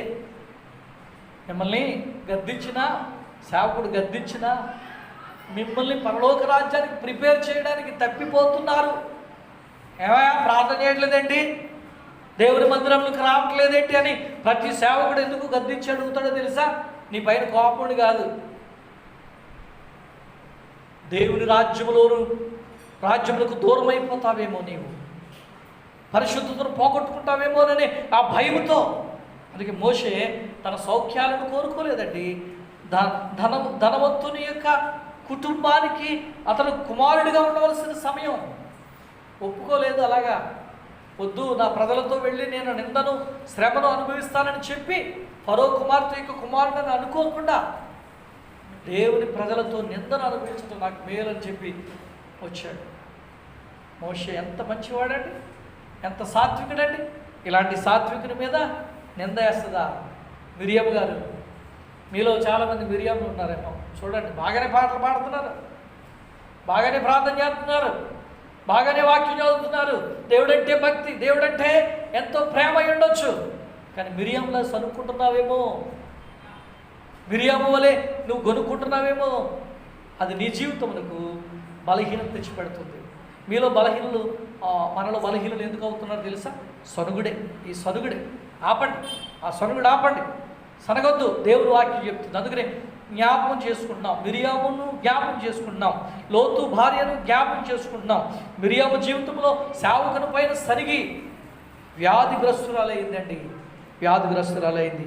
చదువుదాం ఒకసారి ఆ మాటలు మనం చదువుకుందాం. దేవుని గ్రంథములు 8వ వచనం నుండి. నేను గూఢభావములతో కాదు, దర్శనమిచ్చి ముఖాముఖిగా అతనితో మాట్లాడుదును. అతడు యెహోవా స్వరమును నిదానించి చూచును. వింటున్నారా? యెహోవా మోషేను గురించి చెప్తున్నాడు. యెహోవా స్వరమును నిదానించి చూచుచున్నవాడు. కాబట్టి నా సేవకుడైన మోషేకు విరోధముగా మాట్లాడుటకు మీరు ఎలా భయపడలేదు అనెను. వీళ్ళరా వినండి, దేవుని వాక్యానికి భయపడాలి, దేవుని సేవకునికి కూడా భయపడాలి. దేవుని సేవకుడు అంటే ప్రస్తుత కాలంలో లెక్క లేదనుకోండి. ఎవరు భయపడుతున్నారండి? సేవకుడు అంటే ఎవరికి భయం? వాక్యం మనకే వచ్చు కదా, వాక్యము మనం కూడా చెప్పగలుగుతాం కదా, ఇంకా ఆయనకి భయపడేది ఏంటి? సేవకుడిని దేవుడు ఎన్నుకుని ఏర్పాటు చేసుకున్న సేవకుడు ప్రత్యేకంగా ఉంటాడు. సేవకునికి మనం భయపడాలి. ఆయన వాక్యమును ప్రకటిస్తున్నప్పుడు అది దేవుని స్వరము కాబట్టి లోబడాలి, దేవుని వాక్యానికి లోబడాలి. వాక్యం ఏం చెప్తుంది? దేవుడే చక్కటి సాక్ష్యం ఇస్తున్నాడు మోషే గురించి. మీరు విరోధంగా మాట్లాడుతున్నారు, మీరెలా భయపడలేదు? మీరెలా భయపడలేదు? చదవండి. యెహోవా కోపము వారి మీద రగులు కొనగా ఆయన వెళ్ళిపోయాను. రగులుకున్నది వెళ్ళిపోయాడు. జరిగిన మేఘము ఆ ప్రత్యక్షపు గుడారము మీద నుండి ఎత్తబడెను. అప్పుడు మిరియాము హిమము వంటి తెల్లని కుష్ఠము గలదాయను. కుష్ఠరోగం వచ్చింది, తెల్లని కుష్టి. దేవుడు గద్దించాడు, వ్యాధి వచ్చింది.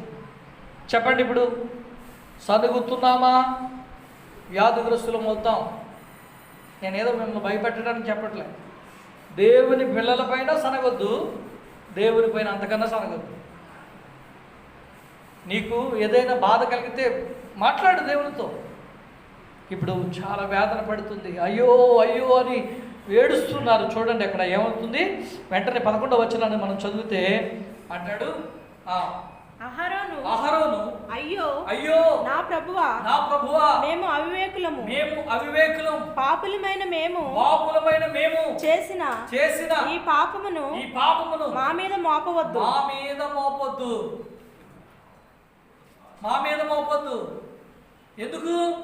ఎందుకు మోపొద్దు అంటే, వారు పాపమును దేవుని పైన మోపొద్దు. పాపం చేసింది మేమే, పాపిగా జీవిస్తున్న మేమే.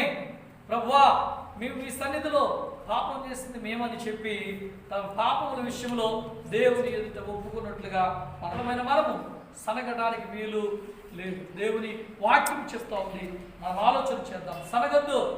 సనగద్దు సంహారకుని అప్పగింపబడుతుంది. ఇప్పుడు మనము మోషే మిరియాము విషయంలో మనం ఆలోచన చేస్తే, వారు పాపం చేసామయ్యా అని దేవుని ఎదుట వారు ప్రాధేయపడుతూ వారి పాపాలను ఒప్పుకుంటున్నారు. ప్రియులారా గమనించండి, తప్పు చేసినప్పుడు, మనం పొరపాటు చేసినప్పుడు, మనం అపరాధంలో ఉన్నప్పుడు, మనం నేరస్తులుగా ఉన్నప్పుడు, మన జీవితంలో ఏదైనా దేవునికి వ్యతిరేకంగా జరుగుతున్నప్పుడు మనం చేయవలసిన మంచి పని ఏంటో తెలుసా? పశ్చాత్తాపడడం, పాపములను ఒప్పుకోవడం, అపరాధములను ఒప్పుకోవడం. మరి దేవుని నీతిని పరిశుద్ధతను కలిగి ఉండడానికి మనం ప్రయాసపడి దేవుని సన్నిధిలో ముందుకు సాగాలని నేను మీకు మనం చేస్తున్నాను. మనము మిరియాము వలె సనగొద్దండి, లేక లోతు భార్య వలె వెనుతిరగొద్దండి. దేవుని వాక్యము మనకు చాలా తేటగా చెప్తా ఉంది. అందుకే మనం ఈరోజు ఈ పునరుద్ధాన దినమందు కొన్ని జ్ఞాపకాలు మనకు అవసరం. ప్రభువా, మేమేమి జ్ఞాపకం చేసుకోవాలి? నువ్వు వాక్యంలో మాకు పొందుపరిచావు, జ్ఞాపకం చేసుకోవాలి. నీ మాటలు జ్ఞాపకం చేసుకోవాలి. ఇదిగో మోషే లాంటి భక్తుల పైన సరిగిన మిరియాము లాంటి స్వభావము మాలోనికి రాకూడదు. నీతి పరిశుద్ధత మీరు కోరుతున్నారు. మరి మేము ఆ నీతిలో పరిశుద్ధతలో ఉండే ఆ మనస్సు మాకు దయచేయమని దేవుని మనం అడుగుదాం. హల్లెలూయా. దేవుని సన్నిధిలో మనం అడుగుదాం. ఆయన సామర్థ్యతను మనం కలిగి ఉందాం, ఆయన ప్రభావాన్ని మనం కలిగి ఉందాం. కాబట్టి మనము ఎన్నో విషయాలు జ్ఞాపకం చేసుకోవాల్సిన వారమై ఉన్నాం. కనుక ప్రియులారా, ఆలోచన చేద్దాం. మరి పునరుద్ధాన సమయంలో ప్రభువా, మేము ఇంకా దేని విషయంలో సరుగుతున్నాం, లేక ఇంకా మాకు గుర్తు చేసే విషయాలన్నింటినీ గుర్తు చేసుకుని మేము సిద్ధపడే వారిగా ఉండాలని మమ్మల్ని బలపరచమని మనం ఆయన అడుగుదాం. చివరిగా ఒక మాట దేవుని వాక్యంలో చదువుదాం. పరిశుద్ధ గ్రంథంలో లూకాసు వార్త 24వ అధ్యాయం, లూకాసు వార్త 24వ అధ్యాయం దేవుని వాక్యం చెప్పబడిన మాటను మేము జ్ఞాపకం చేస్తున్నాను. దేవుని వాక్యము జ్ఞాపకం చేస్తున్నాను. హల్లెలూయా, హల్లెలూయా. జ్ఞాపకం చేసుకుందాం. 24వ అధ్యాయం 7వ వచనం చదవండి. 24:7 వచనం చదవండి. మనుష్య కుమారుడు పాపిష్టులైన మనుషుల చేతికి అప్పగింపబడి సిలువ వేయబడి మూడవ దినమున లేవవలసి ఉన్నదని ఆయన మీతో చెప్పిన మాట జ్ఞాపకం చేసుకొనుడని వారితో అనిరి. స్తోత్రం. యేసు ప్రభువారు తిరిగి లేస్తారనే విషయాన్ని జ్ఞాపకం చేసుకోండి అని చెప్తున్నాడు. విన్నారా? ఎంతమందికి ఉంది పునరుద్ధారణ జ్ఞాపకం? ఆదివారం దేవుడు తిరిగి లేచాడని ఎంతమందికి జ్ఞాపకం ఉంది? ఆయన పునరుద్ధారుడై తిరిగి లేచాడనే విషయాన్ని మనము జ్ఞాపకం చేసుకోవాలి. దేవుని ప్రజలు జ్ఞాపకం చేసుకోవాలి. ఈరోజు ఆదివారం ఎందరకడిన లేవాలి. ఆదివారం ఏ పని చేయకూడదు. మనము దేవుని సన్నిధిలో గడపాలి. మన కుటుంబాలతో దేవుని సన్నిధిలో ఉండాలి అని మనము నిత్యము జ్ఞాపకం చేసుకోవాలి. ప్రియులారా, ఆదివారం అని కాబట్టి మనము మన గృహాల్లో చక్కగా విశ్రాంతి తీసుకుంటాం కదా. మీకు ఈరోజు ఏమి స్పెషల్ వండుకోవాలో తెలుసు. ఏమి స్పెషల్? మంచిగా మటను లేక చికెను చేపలు తెచ్చుకుని ఈరోజు ఫ్రై చేసుకుందాం. మమ్మీ డాడీని మటన్ తెమ్మను, చికెన్ తెమ్మను అని చెప్పి పిల్లలు ఒత్తిడి చేస్తారు. చక్కగా తండ్రి మంచిగా బండి వేసుకునో లేక కారు వేసుకునో లేకపోతే ఎవరినో సహాయం తీసుకునో వెళ్ళి చక్కగా తెస్తాడు. అందరం కలిసి ప్రార్థనకి వెళ్దామని చెప్పి అంటారా? అది గుర్తే రాదు. భార్యకు జ్ఞాపకం ఉండదు, పిల్లలకి జ్ఞాపకం ఉండదు, భర్తకి జ్ఞాపకం ఉండదు.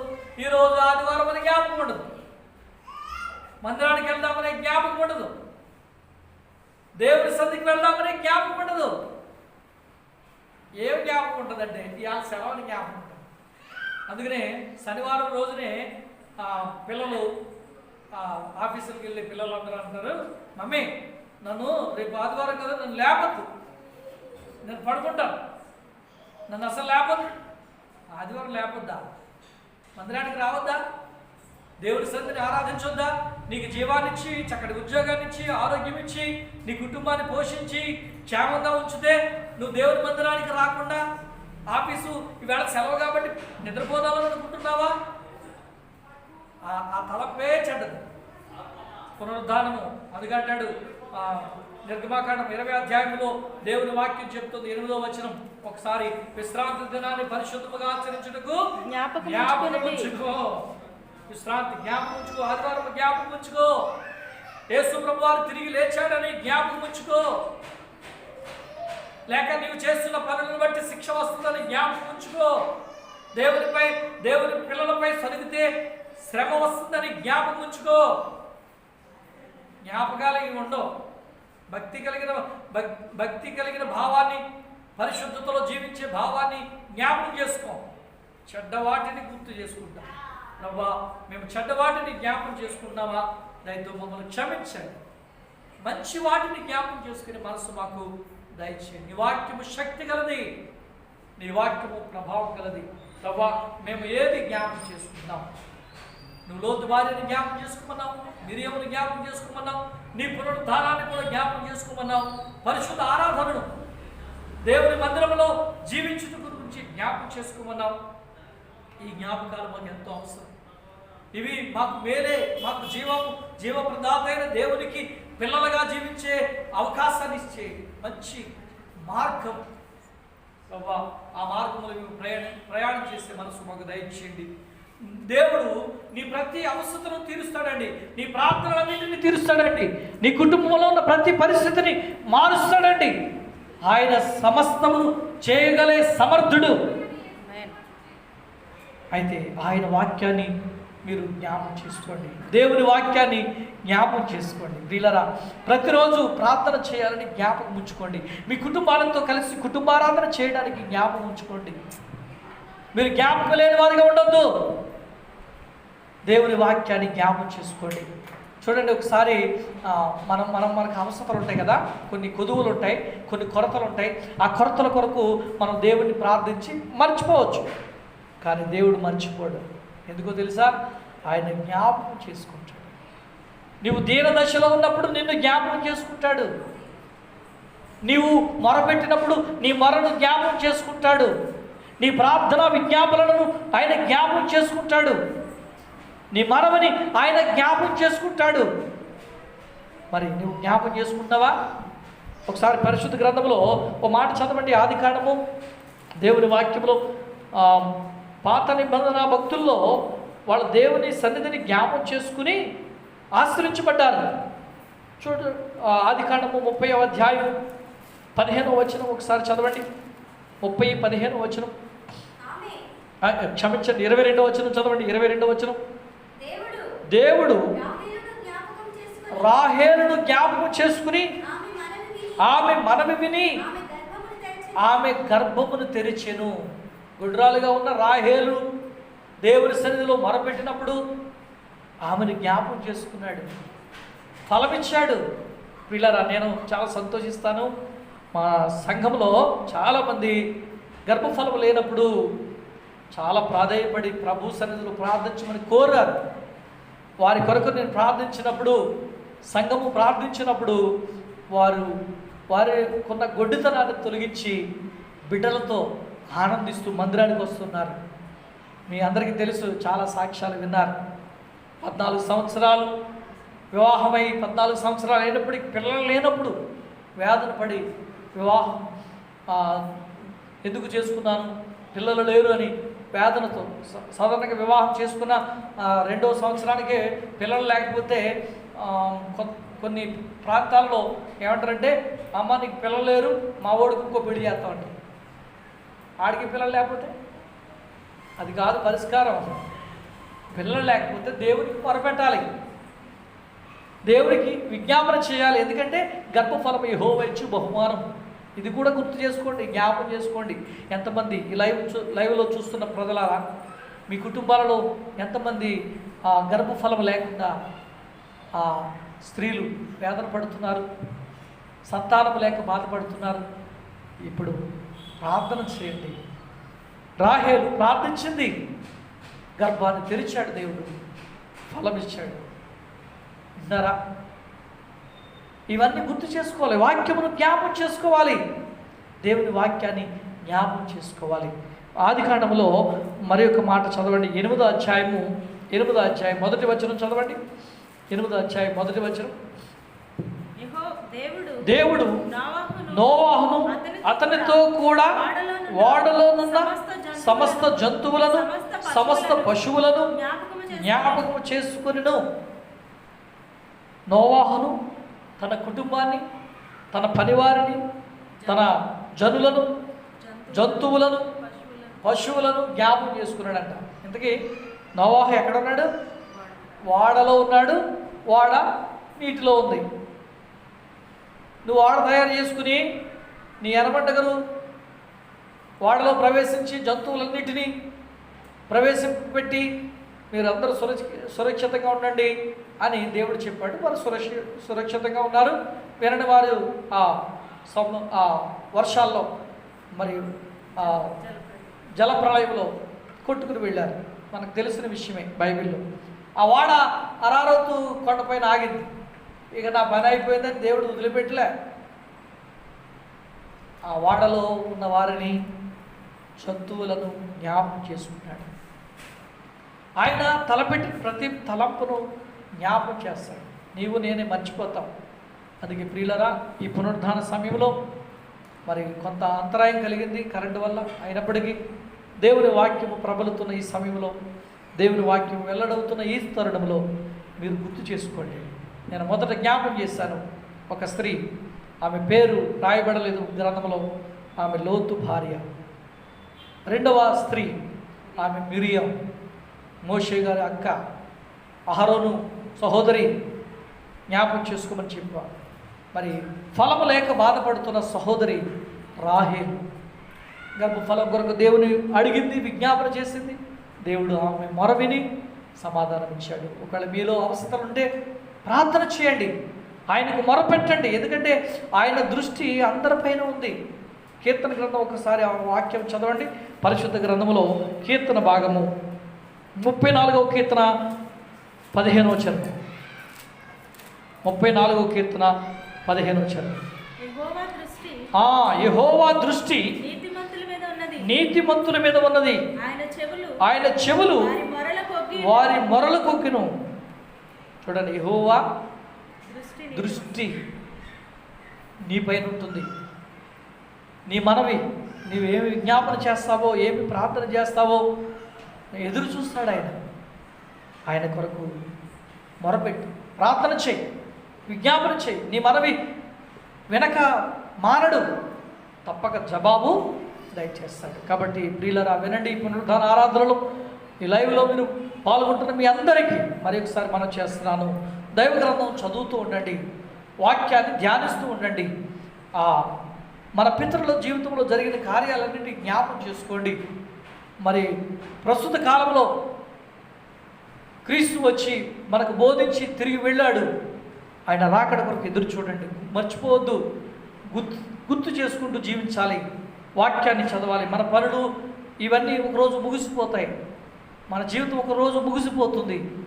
అయితే జీవిస్తున్న జీవిత కాలంలో దేవుని యందు భయభక్తులు కలిగి ప్రార్థనా జీవితంతో, ఉపవాసముతో, కన్నీటితో విజ్ఞాపన చేస్తూ నీ జీవితమును దేవుని వాక్యమందు జ్ఞానముతో జ్ఞాపకం ఉంచుకుని జీవించాలని ప్రభువునామములో మనం చేస్తూ, మీ సేవకుడిగా మరొకసారి మిమ్మల్ని హెచ్చరిక చేస్తూ మీరు గుర్తుపెట్టుకోండి, పనికిరాని వాటిని కాదండి, దేవుని వాక్యాన్ని జ్ఞాపకం చేసుకోండి.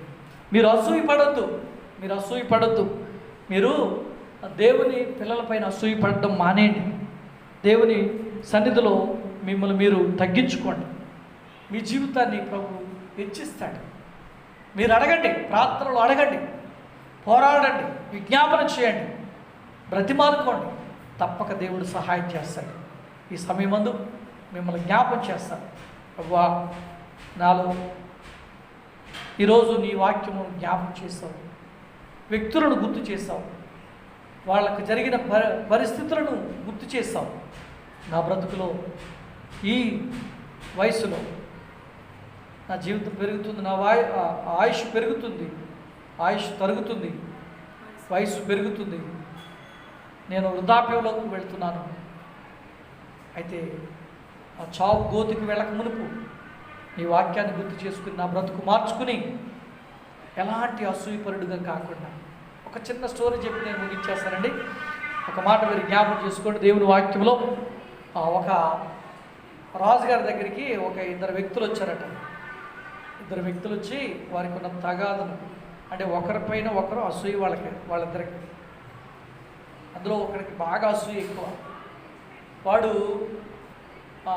వాళ్ళ వృత్తిపరంగా వారి ఇద్దరు వృత్తులను జ్ఞాపం చేస్తారు. ఒకరేమో కుమ్మరివాడు, ఒకడేమో సాకలి. ఈ కుమ్మరివాడికి సాకలి వారి పైన ఎక్కువ అసూయ. అయితే రాజుగారి దగ్గరికి వెళ్ళాడట. రాజుగారితో చెప్తున్నాడు చెవులో, అయ్యా రాజుగారు, ఆ సాకలి ఉన్నాడే ఆయన బట్టలు తెల్లగా ఉతుకుతాడు. మన రాజ్యంలో ఒక ఏనుగు ఉంది, నల్ల ఏనుగు, దాన్ని తెల్లగా తోమనండి, తోమగలుగుతాడు. అలా చేయమని చెప్పండి, చేయకపోతే శిక్ష వేస్తానని చెప్పండి అని రాజుగారికి ఫిర్యాదు ఇచ్చాడట. ఇస్తే పిలిచాడు, ఏమా ఇట్రా, నీ పైన ఇలా కంప్లైంట్ వచ్చింది, నువ్వు బాగా బట్టలు మంచిగా ఉతుకుతావంట, మా ఏనుగు నల్లగా ఉంది, తెల్లగా ఉతికే. ఏనుగుని తెల్లగా ఉతికేస్తారండి? ఏనుగు ఏమన్నా చిన్నదా? అప్పుడు వెంటనే ఆ సాకలు ఆయన చాలా జ్ఞానంతో చెప్పాడండి. ఏమనంటే, అవునండి, మీరు చెప్పినట్టే ఏనుగును తెల్లగా చేసేస్తాను, కానీ ఒక పని చేయమనండి, ఏనుగు పట్టే అంత బాణ చేయమనండి అన్నాడండి. ఏనుగు పట్టే అంత బాణ తయారు చేయమనండి, నేను తప్పకుండా తెల్లగా ఉతికేస్తాను అన్నాడు. దేన్ని? ఏనుగుని. ఏనుగు ఏమైనా ఎంత ఉంటుందా? అది ఏమైనా ఎలక?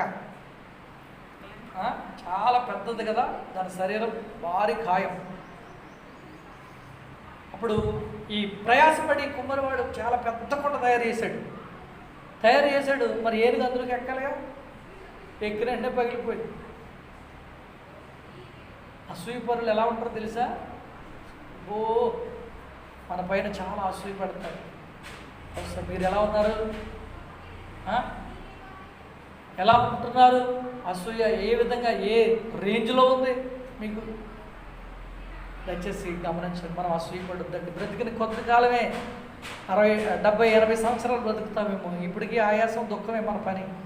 అయినా దయచేసి ఎవరు కూడా ఆయాసపడద్దు, ఒకరిపైన ఒకరు ఆయాసపడకండి. ఎవరైనా తప్పు చేస్తే క్షమించండి, ప్రేమించండి. రేపు మంది కాదు, ఇదే అనుకూల సమయం. మనము దైవ భక్తులను గుర్తు చేసుకుని, లోపాలను సరిచేసుకుని, దేవునికి ప్రియమైన పిల్లలుగా పునరుద్ధాన ఆరాధనలో మన కొదువలను, మన కొరతలను దేవునితో చెప్పి ప్రార్థిస్తూ విశ్వాసములో ముందుకు సాగుదాం. దేవుని వాక్యాన్ని జ్ఞాపకం చేసుకోండి.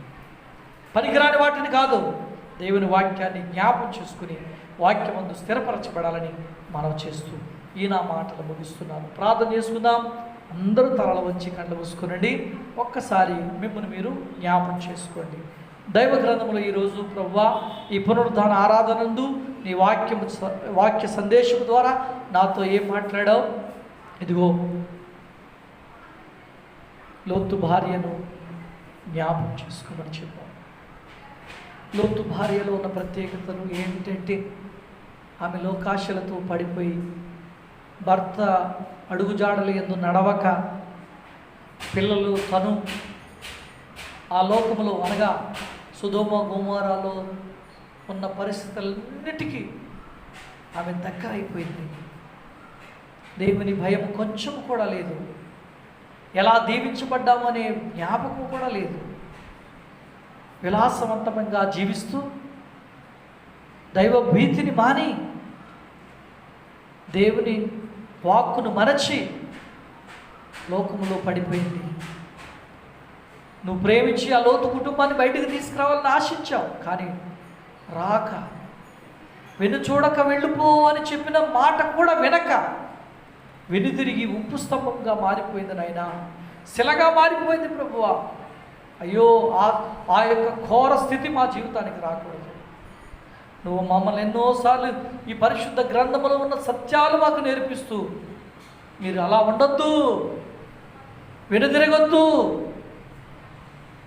ప్రభా, నీ వాక్యం ఈరోజు హెచ్చరిక చేస్తాం. రెండో వ్యక్తిని మిరియామును జ్ఞాపకం చేస్తాం. దైవ సేవకుడైన మోషే పైన సనిగి తెల్ల కుష్టును తెచ్చుకుంది శరీరంలో. ఆ కుష్టు విషయంలో మరలా మోషే దేవుని బ్రతిమాలి ప్రార్థించాడు. అయితే తన పాపాలను ఒప్పుకుని, ప్రభా, పాలెపు వెలుపల శుద్ధీకరణ చేసుకోవాలి, నీవు కూడా శిబిరము వెలుపల మా కొరకు ప్రయాసపడ్డావు, మా పాపములను నీ దగ్గర ఒప్పుకోవాలి. అప్పుడు మా వ్యాధి స్వస్థపరచబడుతుంది.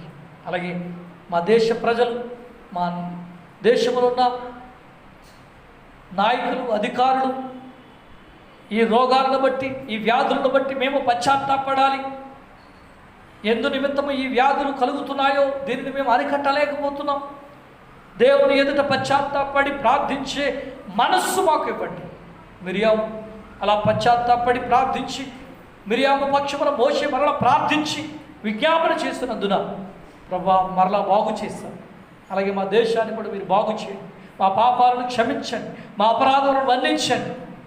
మా పాపములు మేము ఒప్పుకునేలా నీవు నీతిమంతుడు, పరిశుద్ధుడివై ఉన్నావు కనుక మా పాపములు క్షమిస్తాం. అట్టి కృప మా జీవితానికి ఇవ్వండి. అలాగే ప్రభువా, రాహేలును గుర్తు చేసుకున్నాం. తనకు లోటు ఉంది, నీ సన్నిధిని మొరపెట్టింది.